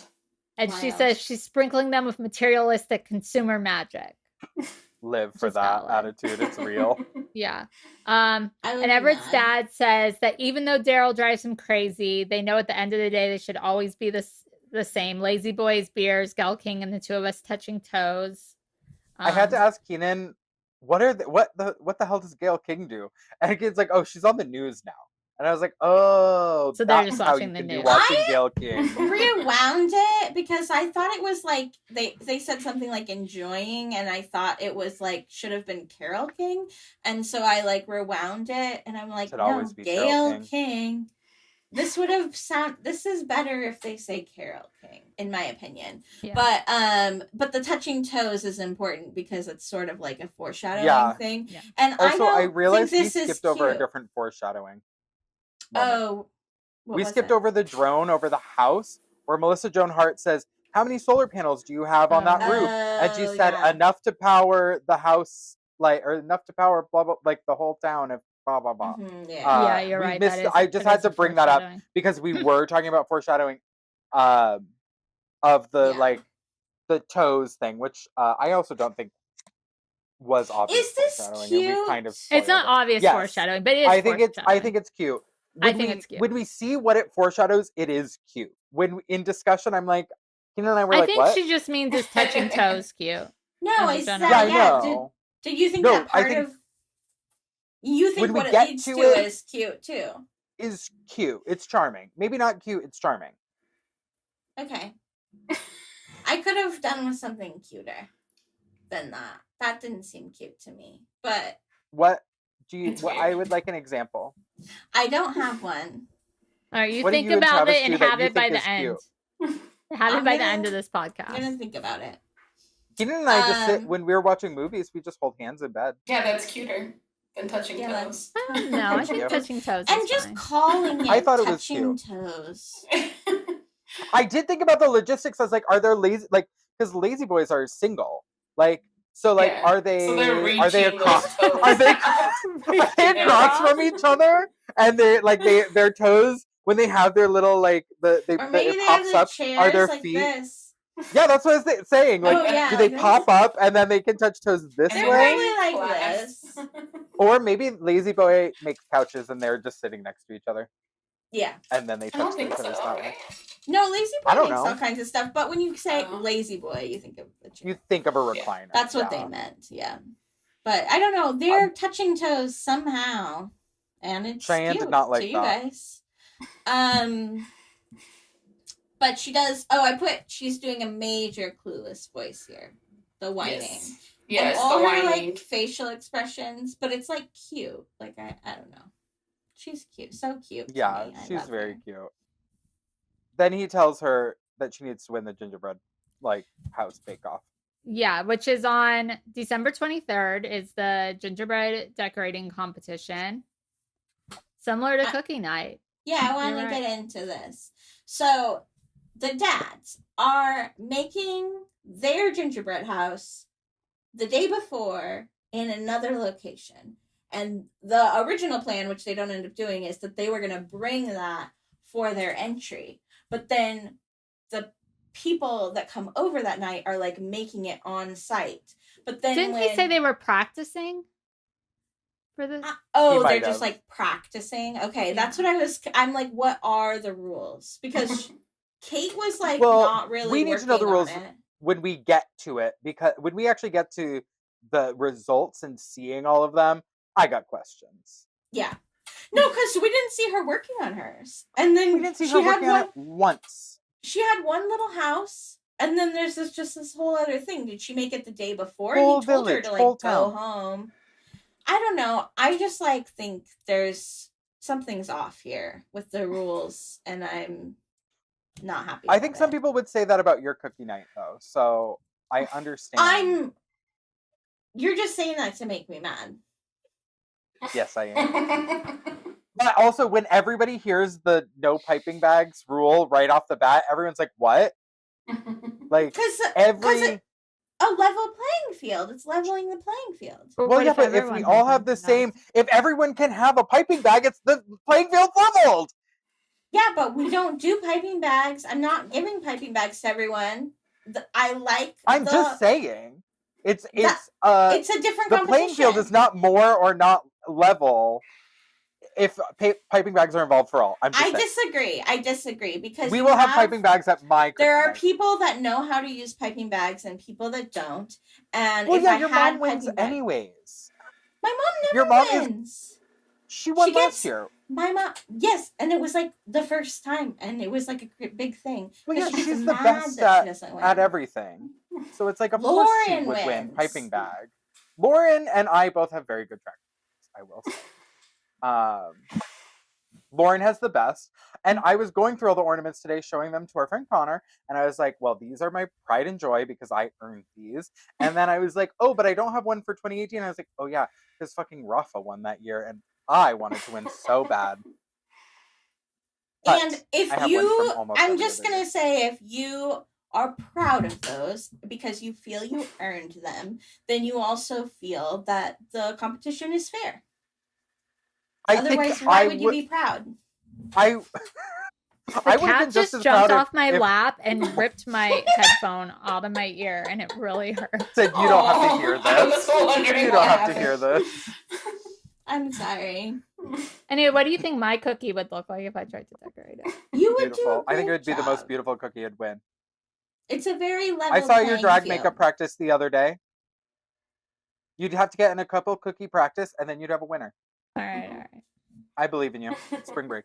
No, it's not this group. Anyway, this is a good tradition. The gingerbread decorating competition. Yeah. Except there should be more people. It's like just their family. And more rules that are explained to us.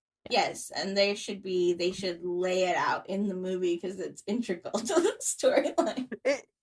Like, to this night, it is. Yeah. Which is very funny. I don't even remember where we're at. Okay, I can help you pick up. The flirting is what's. Kate's worried that Nigel isn't good enough for Sienna, and that Sienna will end up living in a small town like her and throw her life and dreams away to live in a small town in the UK instead of the US. But like, Kate's worried about that. So you're seeing like she's kind of not vibing with Nigel because he's too cringe, and then she's like, maybe Nigel isn't like good enough for her daughter, kind of thing. And then on to what we were just starting to talk about, the weird flirting competition between adults. But about the small town thing, I like when Christmas movies are like cute and in a quaint small town, but I don't like when they're too serious about the like small town versus city discussion as though it's like one is better than the other, because she's obviously like having this opinion but then like is gonna reverse it later, and so it's like I just don't like it. It's just like all you're talking about is community. You're not talking about like small town, I don't know. I just don't like it. It's too like, I get it. There's a lot of bad things about a small town. So it doesn't need to be like, oh, everybody loves you here. I don't know. I hate it. It makes me mad. Continue. Coming from the woman in the fifth largest city in the country. Do you think we're too negative on this Christmas podcast? Am Yes. I? But that's fun. That's who we Okay. are. Where are we at? We were talking about The the flirting competition. which was Oh, yeah. weird. And this is everybody thought was weird. Yes, but Was at the least kids that's the thing. there? Chet's comic relief is what makes it worth it. Yes. I For could feel how- Cheyenne across the country. I could feel Cheyenne cringing while it happened. Yeah, I He didn't mind it so is- much. It was that good, like that's why Chet is such a good character, because he's also like, you want to make him jealous? Like, let's do it. Like, Yeah. he's Like just he's down for a good time. Yeah. And this is also where he says that one of his side hustles is being an exotic dancer, which I love. Which you could tell immediately. Yeah. Yeah, Like, that's when- Yes. As It's soon just as you something meet about him. Chet. Yeah. Yeah. And her faces too, even though this was a very hard scene for me to watch, but her faces are always like kind of like are like half laughing already. So it's like a little bit of relief, like she thinks this is weird too. Like she thinks Yes. this is funny too. You know, like I don't know. It's cute. I I thought think it was that's cute. smart. Yeah. And after this little moment, this is where we get Everett talking to her, and he's like apologizing for not being a better husband. And she's like, "Oh my God, am I really hearing this?" Like, she's like, it's like you think it's gonna be like this good moment. Mhm. And she's like, "What brought this about?" He's like, "I guess 9 months of separation." And he was like, "You know, it's gonna make me better for the next time." And you could see that I she's was kind of losing like, my "Oh, mind. are we getting back together?" Like, kind of was like, she's like, "Oh, the next time." And he's like, Mhm. "Oh, you know how things are going with me and Tess," which again, they've known each other for like 2 weeks. Yeah. He's like, "You know, I'll be a better husband and a father. And the father, next if we have time." kids. And I was like, you need to go upstairs and shoot yourself Yeah. and never be seen again. Any Yeah. man who says to his ex-wife that he's going to do it better. Renee, and Lauren, we saw this in Gilmore Girls with Christopher when he is marrying Sherry. Sorry, Cheyenne, Yep. we're going to exclude you for a second. It's When okay. he is marrying Sherry, he's like, Yep. well, I'm going to do it right this time with I'm gonna Gigi. do it right And this I'm like, time. every man that says that needs to just kill themselves instead of thinking that. They Yeah, need to just exactly. fully You're done. kill themselves instead, because you are absolutely useless. You are not bringing anything to the world. You are a bad person, and to say that to your ex-wife, you should be killed on the spot, and everyone should applaud when it happens. Agree. And this is where we finally get to do the judging of the competition. And we're seeing all the things Which- they made. I think we skipped over that the gay dads decided they weren't participating; they were judging, Oh, yeah. so they could help stack the deck for her to win. Yes. Right. Which, I mean, I But she think she didn't was need going to the win help. anyway. He's I don't obviously think- Yeah. gonna win. It was Not established necessary. that she is a good baker. Yeah. Like, it was established in all of the rest of the movie that she's a good baker. Yeah. And so they're showing everything, and then the hers is like the entire town. Mhm. Yeah. It's really cute. And I wrote down, when did she have the time to make a gingerbread village? Yes. Yeah. Um, I would like to say December 21st. What Was about it? it? That's when she had the time. oh, she did it on December 21st. You're right. That's We were all why they just didn't like, show what- it. what? They couldn't ruin the surprise of They the. cut the montage of what she was doing. But then she said that Chet helped. That Chet made the reindeer, so I don't know. Yeah. Yeah, check No, Was it's this okay. a very long day? Was it like 12? Was it like 4 in the morning when they all left? Yeah, I have no idea. I'm not sure they know. They probably just like titled those days randomly. I don't know. Oh, definitely. So the Oh, I competition should is have being been judged. Moving this as we go. Anyway. Moving what? Oh my little- god, to the days. I should have been moving this. to Okay, the- let's take it from 1 and redo it so Cheyenne Okay. can move it. What day is it? We're We're starting on the 18th is We're on the the start, 23rd right? right now. We're on the No, 23rd. we're on the right 23rd. now. So we'll get there when we get there. But this is when, so they're judging the competition, and she's like, "Oh, you know, I always thought my purpose in life was to help the world through green architecture. But actually, my purpose was to teach my ex-husband how to be a better husband for his next wife."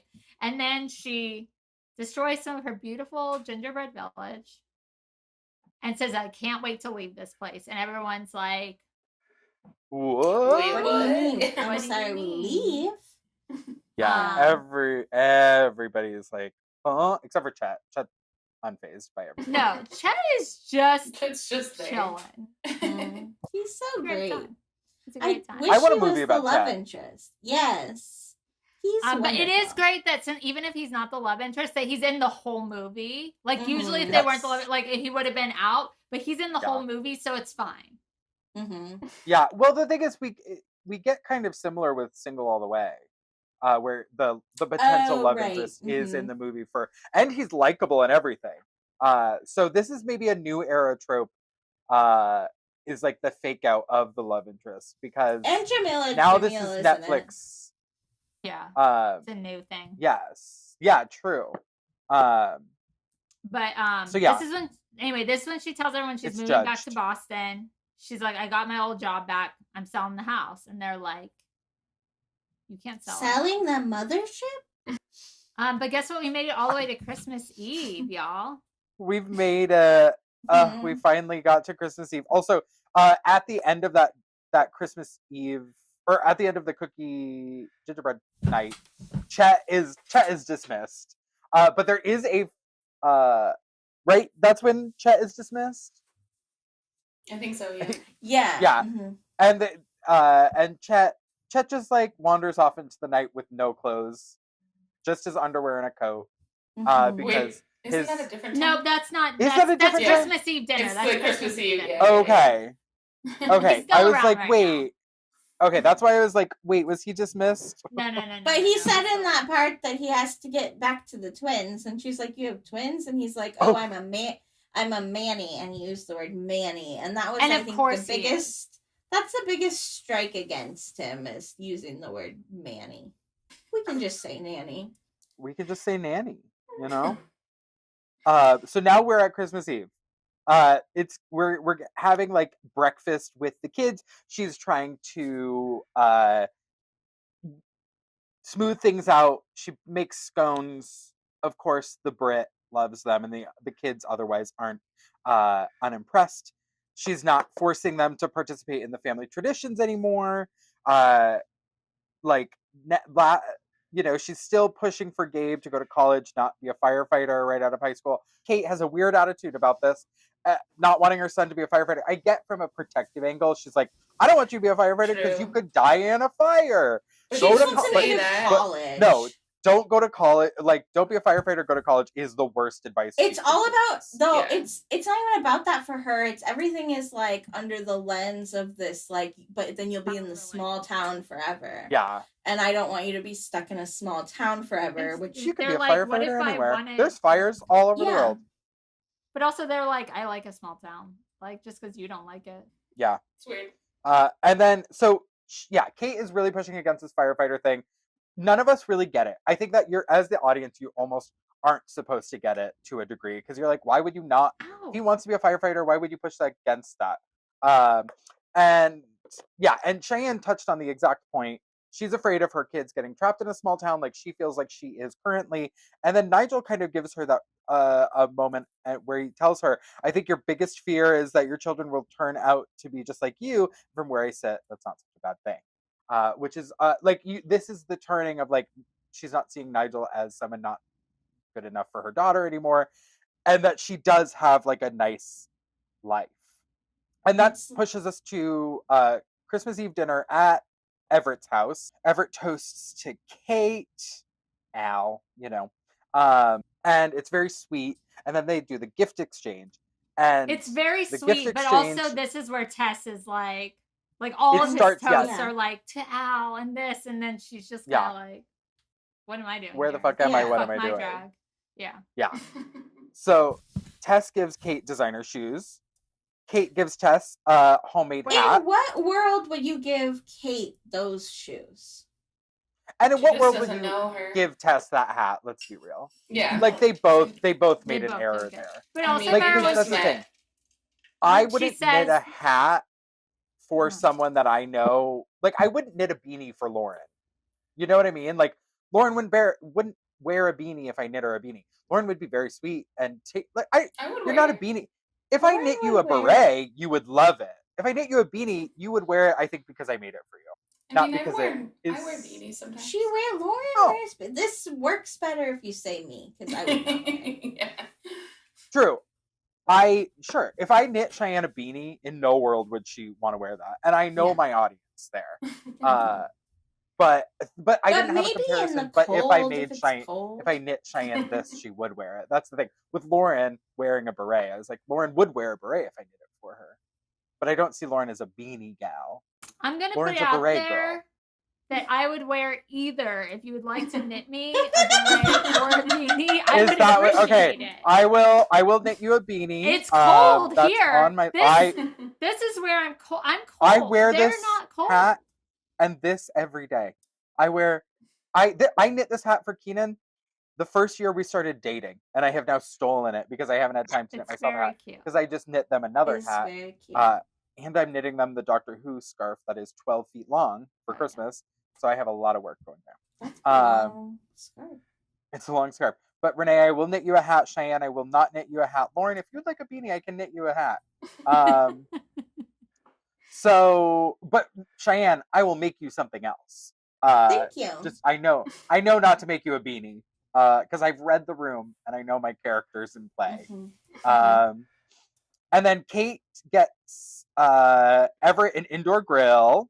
Everett gives Kate a homemade bottle of perfume that we skipped over talking about earlier in the store. She was at the hardware store, which I think is more of like a general store, not a hardware store, where she was going to buy the stuff to make her perfume that she always makes. And then she didn't buy it because that's when she was introduced as Tess for the first time. So then that comes back around, and Everett made it for her. Obviously, the fathers had a hand in this. Because they probably knew what went in it, and exactly. Yeah. And he was saying he knew how to mix it based off of smell because he's been smelling it for 20 years, which I get that. That's very sweet. But also, the knowledge to do that was likely put in by it was this big. The fathers. It was a very small vial. But also, like, when I buy a roller bottle of perfume, it's like a roller. And handmade, like, I get it. But it definitely did not look perfume in texture. It looked like an oil to me, I'm going to be honest. Yeah. Tess is not happy oil about this. Perfume is fine. Yeah. Tess, you can immediately see, is perturbed by this, which that rubbed me the wrong way. I'm like, it's not, like, that doesn't seem sentimental. It wasn't like, oh, I made this thing I've been making for you forever. Well, it was he did get her Bluetooth headphones after he, like, made this thing. And the way he says, I've been smelling it for years. Like, I felt like this of course. It's heavy. This is, again, her not, like, getting, like, mad, like, because she still isn't, like, the bad guy. It's just her realizing, like, she does start to crash out. But she's like, what am I doing here? Like, you were obviously in love with her. Like, that's kind of like more her reaction. Here's what I have to say in his favor and against her immediate reaction is the day before ruined her AirPods or lost them, whatever, on the trip that they were on. And then he immediately replaced them, which here's what I'm going to say. If he was that, like, on top of things and noticed things and listened and followed through with his ex-wife, he probably wouldn't have an ex-wife. So he did do something right, in my opinion, in, like, he observed something that happened and then helped fix it, but that wasn't, like, the appropriate Wait, was he in some way responsible for the AirPods getting broken or missing? It was on their, like, sledding when they were sledding. Trip. When they were sledding. So yes, in theory it was.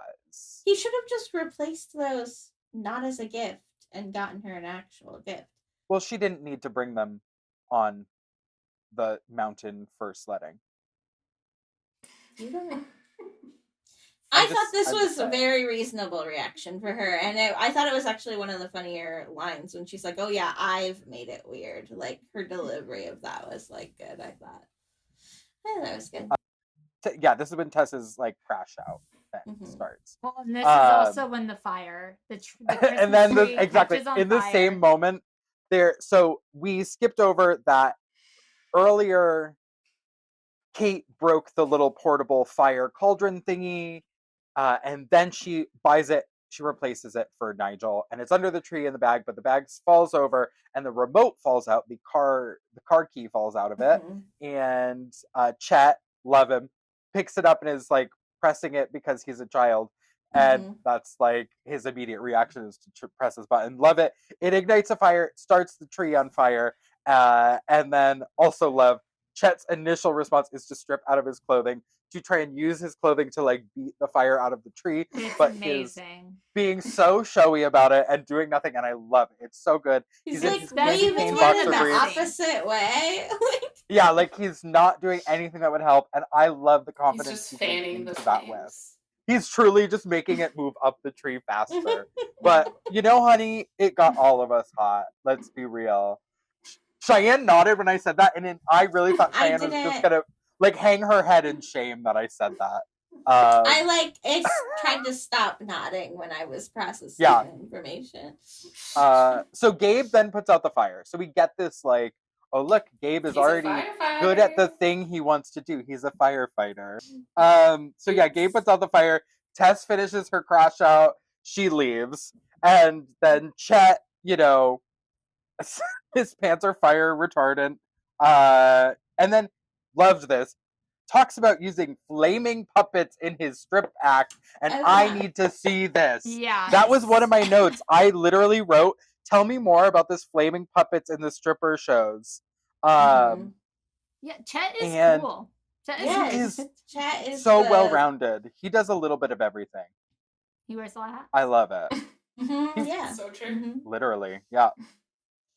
So then, yeah, Chet's... I use a lot of puppets in my act. How do you connect those things?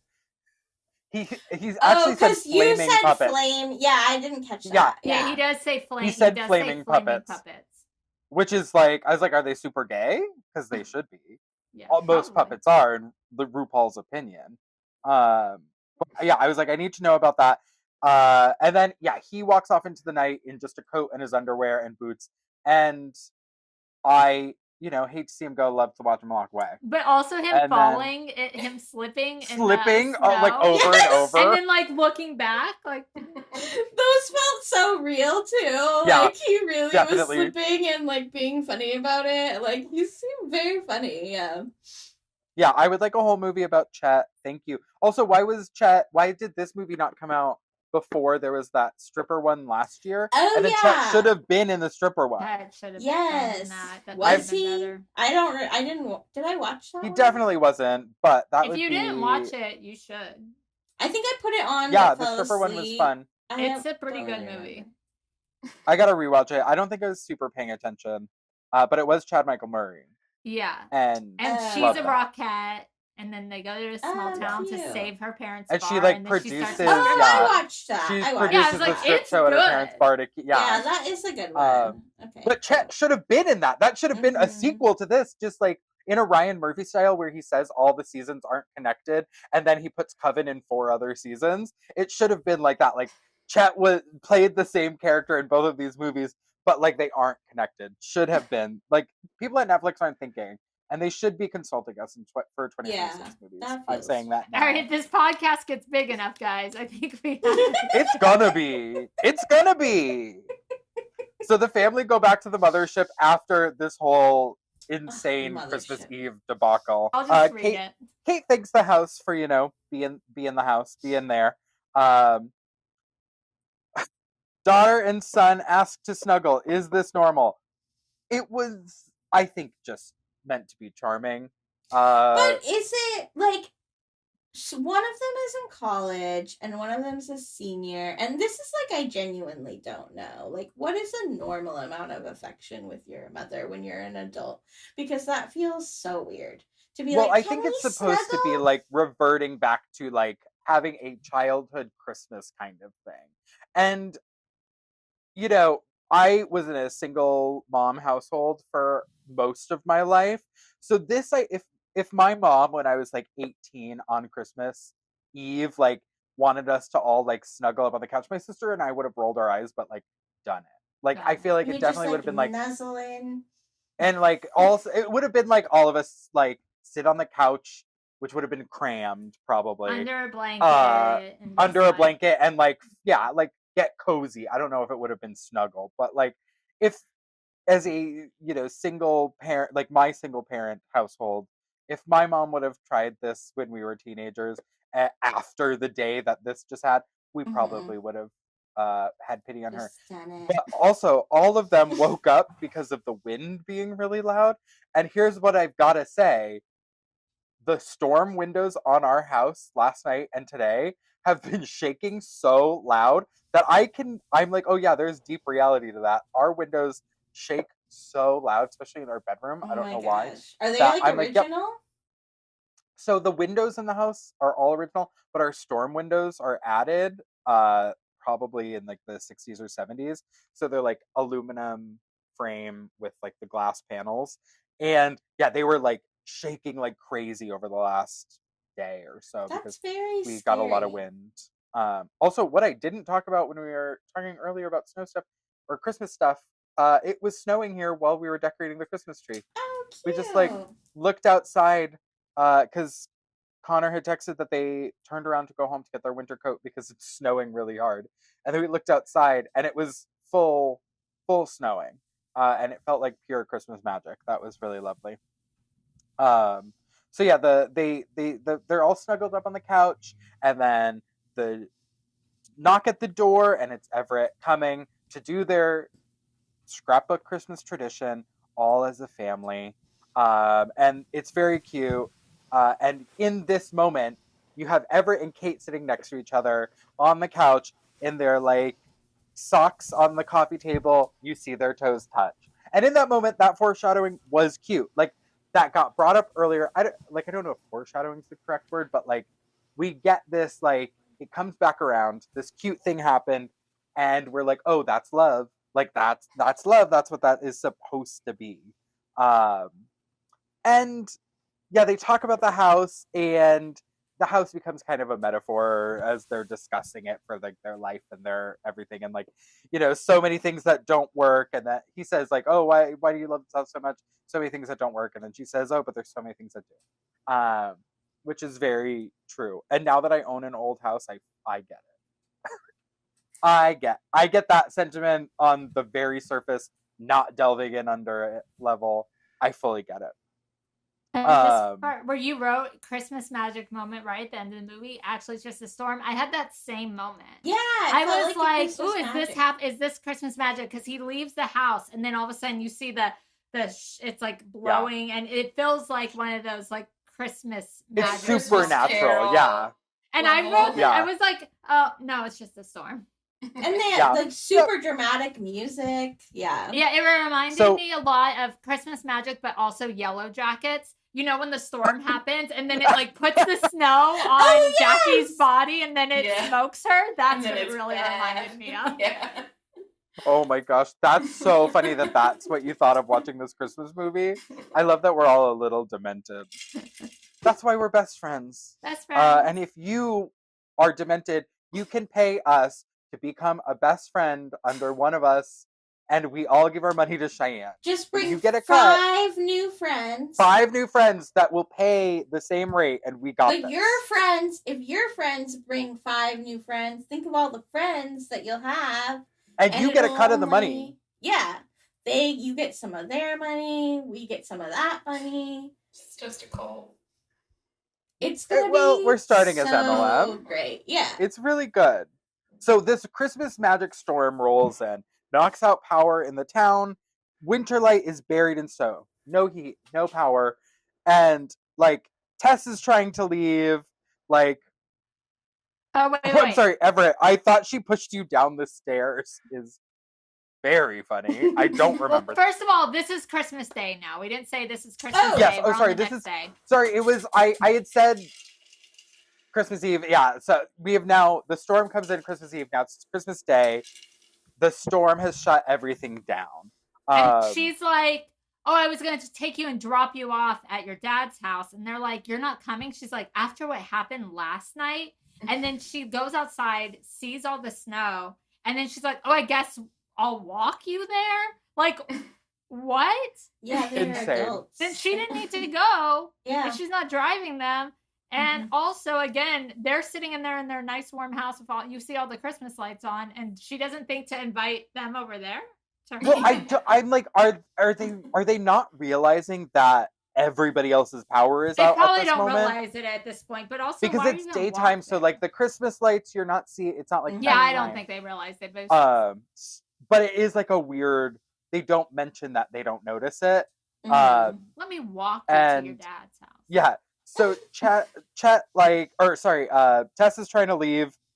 All of this is happening, but then Chet shows up on the snowplow because he's a man of many hats. So he's an emergency volunteer, and Chet takes Tess, which is I knew this was going to happen. That Tess and Chess was going to happen, you know. Which I Tess love that. And Chess is going to be played. It works. The himbo and the philanthropist. It's a combination that we all need. I don't want a movie about them. Oh, himbo. Himbo. Is that like Manny? No. It's like a man that's a bimbo. Yeah, I don't know, think bimbo is particularly gendered, but yeah. So can't we just go with bimbo? But I guess no, like himbo is a very specific trope. When you know a himbo, that guy, you know all that himbos. guy. Yeah. Okay. All right. But yeah, so they go to Everett's house and they're all sitting there like freezing, sitting in front of the fireplace for some reason, not thinking of going back to the mothership, even though we know they have power for one. Yes. And we got the foreshadowing earlier, which of the fact that they have solar panels that can fuel the house for a huge amount of time. So then they're like, Everett's like, "Ooh, but do we want to stop and make sure everybody is okay on the way?" So they're doing their nice community things. Also, Cheyenne says, "But is this town actually 12 people?" Yes. There were like 12. Well, there's definitely more than 12 because there was like 50 people in her house when they finally get back there. It felt like there's only 30. 12 people that are allowed to speak. It felt like 30 people for a town that has multiple businesses.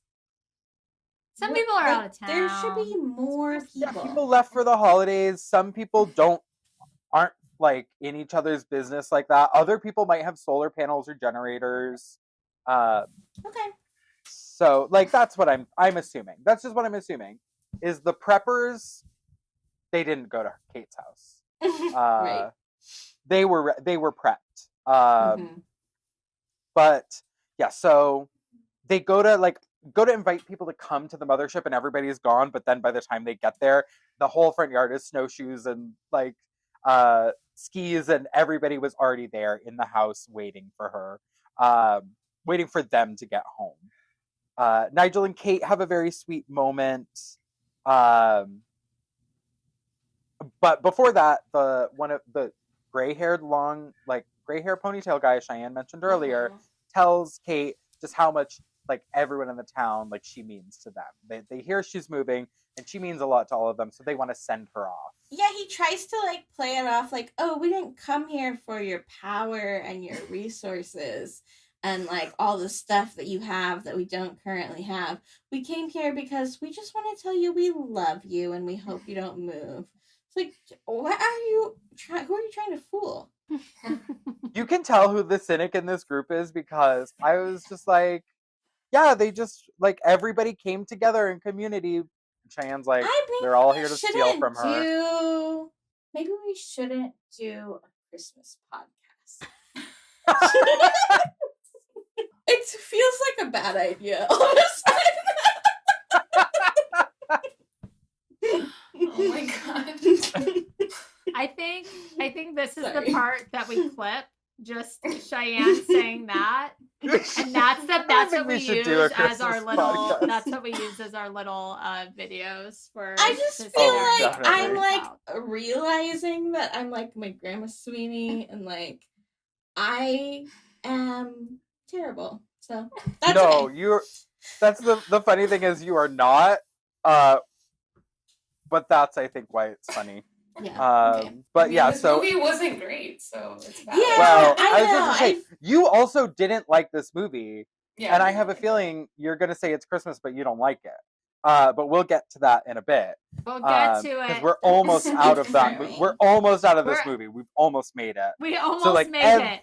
yeah, so that like then they had everybody in the community has Christmas together. It cuts away from that. It's now nighttime, and it's Christmas night. It's just the family, and everybody feels kind of like a family again. And Gabriel's sitting like with the mom next to the fire, and everybody's on the couch, and he has his college essay that he's finally written that she has been dying for him to write this entire time. And he pretty much is like, he looks up to his mom. He recites it by heart with so much eye contact, which I think Cheyenne would have died if she was in the room while that was happening. I think all of us would have been like, why are you reading this to all of us? Like, this is just read this to your mom. Like, take her aside and make her feel special because you pretty much wrote this for her. And then she, throws the essay away. Did she throw it into the fire? She snatches She threw it it. in the fire. Yeah, He's not even done. He's still in the middle of it, and she grabs it and just throws it in the fire and lights it on fire. It's so weird. It was like she doesn't want to keep that at least to be like, wow, what a sweet thing. Like put it in the after fucking he said that was one of my last copies, and I was like, in the family it's likely scrapbook. digital, you weirdo. Yes. It's 2025. And you it's also know so much of it by heart because you were giving full extended eye contact while you were He could, saying rewrite it. And nobody ever needs to hear that again. It wasn't like that sweet. Okay, we get it. Your family. You like your mom. Cool. But yeah, Alicia Silverstone pretty much says, no, you have to become a firefighter. So we get that resolved, and that's nice. And then, there's also the Sienna. Sienna, that she can go and be with her boyfriend and whatever, and then she's like, we just started dating. Don't be crazy. And that was a good little moment. Yeah. Mm-hmm. And then we find out that Chet and Tess have tickets to Lion King because Chet drove her from Vermont to New York City. Love that. In that plow. So he stole that snowplow from the city of Winter. What is it? Wintervale? Winterlight. Winterlight. Thank you. He stole the city of Winterlight, one of their plows, when the main roads had not been plowed yet. Mm-hmm. He made that point that he had not plowed them yet, and then he drives her to New York City. So, Chat, I love your priorities. Yeah, he's done enough for them. He did save an entire family's, family. I think he's why they don't get divorced. I'm sorry. Oh, right, yes. I'm like, what family? Other than one of the movies. Not in a fire. Gabe does that. Gabriel saves them from the fire. Yeah. Kate finally gives Everett the finished divorce papers. Everett says he'll go to Boston, close up his practice there. But I was like, you're the only doctor there. All your patients will die. Yeah. You just expect everybody to now just find a new doctor. He also closed up the clinic on Christmas Eve, which he said is his busiest day of the year. Closed it up and put a sign to go to the next town over. So while there's who died? A blizzard. While there's a blizzard, who ended up dying in this town? Earlier in the movie, when they talk about how he always works on Christmas Eve, Kate says, "But that's just for people who eat too much on Christmas Eve." Well, but they say it's his busiest night, but then it's also because reference that it's just people who ate too much. That's weird. And so they just have stomach aches, or what? Why would you? Hypochondriacs? I don't know. I ate too much. Let's go to the doctor. I gotta go to the doctor. I mean, I did just take Bobo to the emergency vet, so I guess that's it. Well, but he can't talk to you and tell you what's wrong, so that's different. If you had to take Travis for a tummy ache, that would maybe be a little ridiculous. Yeah. Unless it was a really bad tummy ache. I don't know. Remember on Schitt's Creek when Johnny Rose just has heartburn and everyone thinks he's dying of a heart attack? Yeah, maybe that's what happens. Yeah, maybe that's what happens common. on Christmas Eve every year. Kate says she's not going to go. They decide to stay together and make it work. And then we cut to 1 year later. We're almost there. Yeah, she comes back to the house. It's like Christmas Day again, I imagine, because it's 1 year later. And we learn that she opened a sustainability company in that town, and she's helping everyone in the community become more sustainable with their houses and things like that. And then she's talking about how her Christmas lights are supposed to go on with the when sun the sun going goes down. Yeah. And then, but they aren't on, and then they kick on. Feels a little Christmas magic-y. It's like a compromise, right? Because it's like she didn't have lights before, and now she has lights, but they're like in her environment. And they're like solar, and they look beautiful. Yes. Yeah. Which I was talking to Keenan. When I watched that, so we were at the grocery store the other day, and there was like garland made of actual evergreen and stuff like that, and I was like, oh, we live in a cold climate now. Like, if we put that up outside, it would just be cold and preserved through winter. That sounds and not so cute. Isn't that so crazy? I love they had all the garland, like around 14-foot garland at the grocery store that was all like actual evergreen. It was like $30. I was like, Keenan, we should go buy some of those. Oh my god! To put them on the porch for Christmas, because I was like, oh my god, it's cold. It will just stay pretty preserved and frozen. That's very cool. Because we were at the grocery store when it was snowing the other day, and all the stuff that was outside was like the big thing of the garland and the wreaths and sprays and the short live trees and stuff like that. They were all just covered in like a light dusting of snow, and it was very picturesque. Thank you, Wegmans, for that experience. Sponsor the pod next season. Because we are not quitting Cheyenne. Maybe. And then Cheyenne never speaks to any of us again after this. And she just she takes all of her Christmas too down. Much self-reflection. She deletes all of our numbers, deletes this file, and she changes her name and moves on. Yeah. And that's that. It'd be so weird. She renames herself Al, which brings us to the final scene of the movie. Oh, we get the song. Yeah, no, Cheyenne changes her name to Al. Oh, okay, yeah. That was my transition. To we get the song, which now is canonically a Christmas song. Cheyenne gets a new Christmas song to put in rotation, and yeah, like we made it through this film, and we did it. Yeah, I feel a little sad that our first one, because we're trying to do the movies as they come out, so we're like reviewing like the new Christmas movies of the season. And so I feel a little bad that like our first one is not maybe the best, but it had a lot of really cute moments. Yeah, it wasn't a bad time. But I think do we want to just jump? It just wasn't good. Yeah.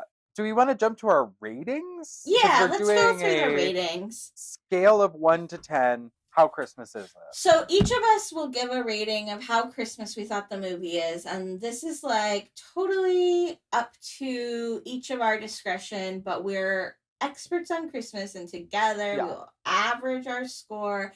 And it's a score between 1 and 10. But if it's at least a 6, so we're getting like a D on the Christmas scale, then it's Christmas. But if it's a 5 or below, it is not Christmas. And like if I was gonna pick moments in movies that I would say are Christmas, like Prancer is Christmas for the like family moments, or the moments where you're like, oh, I thought the brother hated her, but the brother loves her, he doesn't want her to run away, and like Sam Elliott's reading a story. So many spoilers. I think we're gonna have to just do one on Prancer, because no one's seen Prancer other than us. Everybody's seen Prancer. But sorry, can I ask a question about the scale of how we're grading these things? Now, here's what I think we haven't discussed yet, and we're just gonna live discuss this. Because the question is, how Christmas is the film? It isn't if we like it or not. No, yeah. So how is that weighing into your numerical judging for how Christmas is it?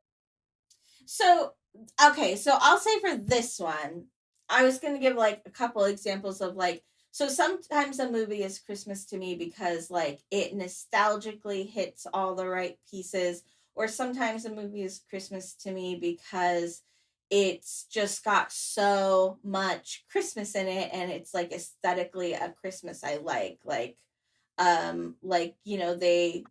the decor, or the like activities that they do, or just like the way Christmas is talked about. That's like a very Christmas movie. So even if the movie is bad, or like the acting is bad, like I'm still with it because there's so much Christmas. So it can kind of be either. Like it can be like that Mm-hmm. bad Hallmark movie Christmas, or it can be like, you know, like Prancer, good movie, Yeah. maybe not like, so, you know, I don't know, something like that. So Yeah. for this movie, for me, giving my rating, I would say like the story was very low on the Christmas scale, but the Christmas activities were a lot and they were very cute. Like a lot of time and effort was put into the aesthetics of it, but Yeah. like never, and this is the part that's kind of like Christmas magic. Never did I have that moment where I was like, it feels like Christmas watching this movie. And I have that feeling watching a lot of things, you know, like Dash and Lily, basically every episode I have that feeling. Love. But like, I would say I don't want to give this like a super low rating because visually there was a lot, nostalgic wise there was a lot just for my particular our generation, with the like Melissa Joan Hart and the casting, everything. The casting But is pandering. I think I could only give this, like the highest I could give this is a 5. Okay. Renee, what's your numerical rating of Is It Christmas? I think for me it's about a 6. I'm gonna go 6 on this one because for me, there were Christmas traditions, which is always a very, you know, that feels very Christmas. Family dynamics felt very Christmas. But also this felt like a movie that could have been happening at any time. And they just decided to set it at Christmas. And that's what pulls it down for me. But it, you know, felt pretty Christmassy. There was a lot of Christmas happening. But like, yeah, I never got that Christmas warmth feeling. Mm-hmm. Lauren, what are your thoughts on this? Yeah, I agree. I didn't feel Christmas like in my heart ever. So, like, not at all. But it was cute. But yeah, I was gonna give it a 4. That's reasonable. Wow. Okay, I went unreasonable then. I went fully unreasonable. I'm realizing because I just framed this as very literal and very removing the "Is it Christmas" in my heart, and I went, "Is this Christmas visually? Is this Christmas in what I'm seeing in this story?" So I gave it an 8 because here's what I will say: there was not a scene that we did not get a Christmas, like an entire Christmas tableau every time. Every set was decorated. Every ounce of like town that we saw was Christmas. Every shop that we went into, like every aspect, with the exception of some of their fashion, I know Cheyenne will point out. For the most part, it was very Christmas. The clothes were cute. Like. They were at least not beige Christmas, which I was worried they would be. Yeah, like it was not Christmas clothing like we like, which definitely is points deducted, but just like how Christmas is it, I didn't feel like any moment felt like I was removed from it being the Christmas season. So I will agree, sure, the storyline could have happened any time of year, but could it have had the same ending any time of year?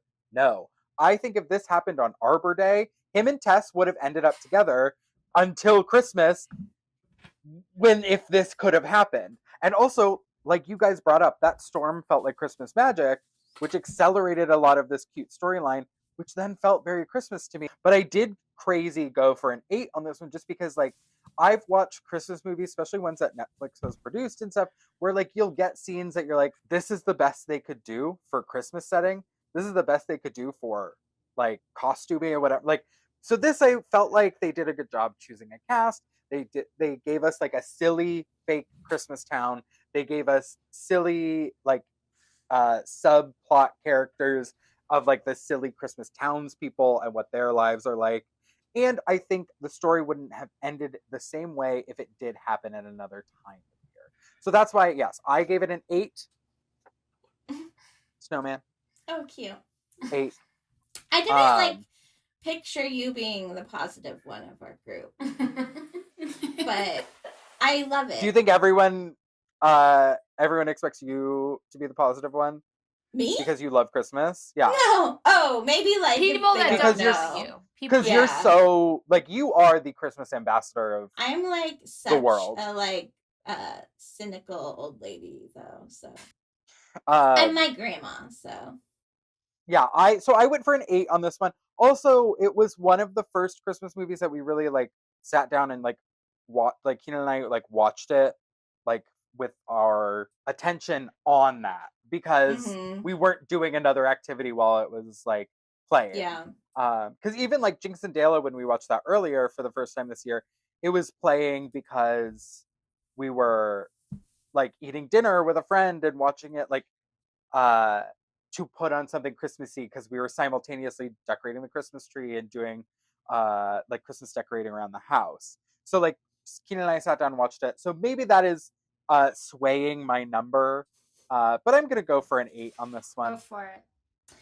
Right now, we're at a 5.75 average. Let's figure in the average score from the game, and we'll figure that in, and then that'll be our determining is it Christmas or not. So then here's where you find out if is it Christmas? Okay, the results are in. It's not Christmas. I beg to differ. And that's why we're here. And that's why we do this work.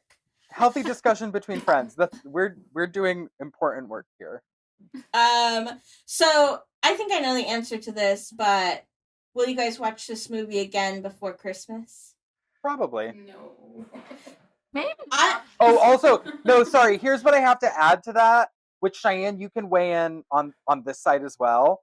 I'll say that I work from home and not that I'm unemployed because my home is my job. And Cheyenne does work from home. There's a good chance it will replay again because it wasn't awful. And I need things to play in the background while I'm doing Christmas activities at home. I think that's why there's like 100% know it will chance play. I could play this one again because it's like watchable. But chances are I won't watch this one again before Christmas. But I'll watch this one again probably once a year. But it won't be like it'll be like the one to fall asleep to, not the one to like watch. Which ones do you actually watch? None. Dash and Lily. Oh, also, Cheyenne, did you watch Weapons or no? No. You have to, Lauren, show Cheyenne what Dash looks like in Weapons.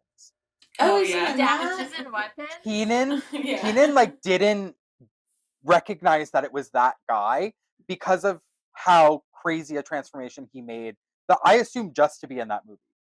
Yeah, it's for crazy. sure. Yeah, it's yeah, weird. it's really weird. But he did a great job. But Renee, will you watch this again before Christmas? You said no. And Lauren is a firm no. I feel like you hated this movie. Lauren gave it a 4. Of course she's not. Lauren's not going to watch it again next year. It wasn't great. And let's talk about how, like, we talked about this in our trial run. So it's like you guys watch things on repeat. And I'm like, I watch like maybe one movie a week. So if I watch this again before Christmas, that would be a wild choice. But if it's would I watch this again next Christmas? Like not no, but hard, probably not. Maybe in like 2 Christmas. And I think that we should frame it that way. Like the question is always to Renee and Lauren, will you watch this next Christmas? And to me and Mayhem is, are you going to watch this again before Christmas? Oh, that makes sense. Will you watch it again and pay attention? Probably not. Will you watch it again? I will never Definitely. watch this again and pay attention. I know this movie. I took notes. I don't. Cheyenne does not need to. Yeah, she could verbatim tell you the entire plot. I will only watch this again for the dried orange garland, and that's it. And Melissa Joan Hart. Not for Chet taking off his clothes. Just That's Chet, what I'm watching but not it for. The clothes part. The clothes part. Yeah, him fine. Out of clothes. Not the clothes part. I like Chet. Chet is a good person. I like Chet. I think he was a great actor. Goodbye. Goodbye. Anything? Bye. Does anybody have anything to promote? Or be sure to check out our website. bestfriendsclubofficial.com. Sign up for our email list and you can download, and that'll give you the link to download our drinking game or our bingo game, and subscribe to our YouTube channel. Love you. Love you. Love you. Love you.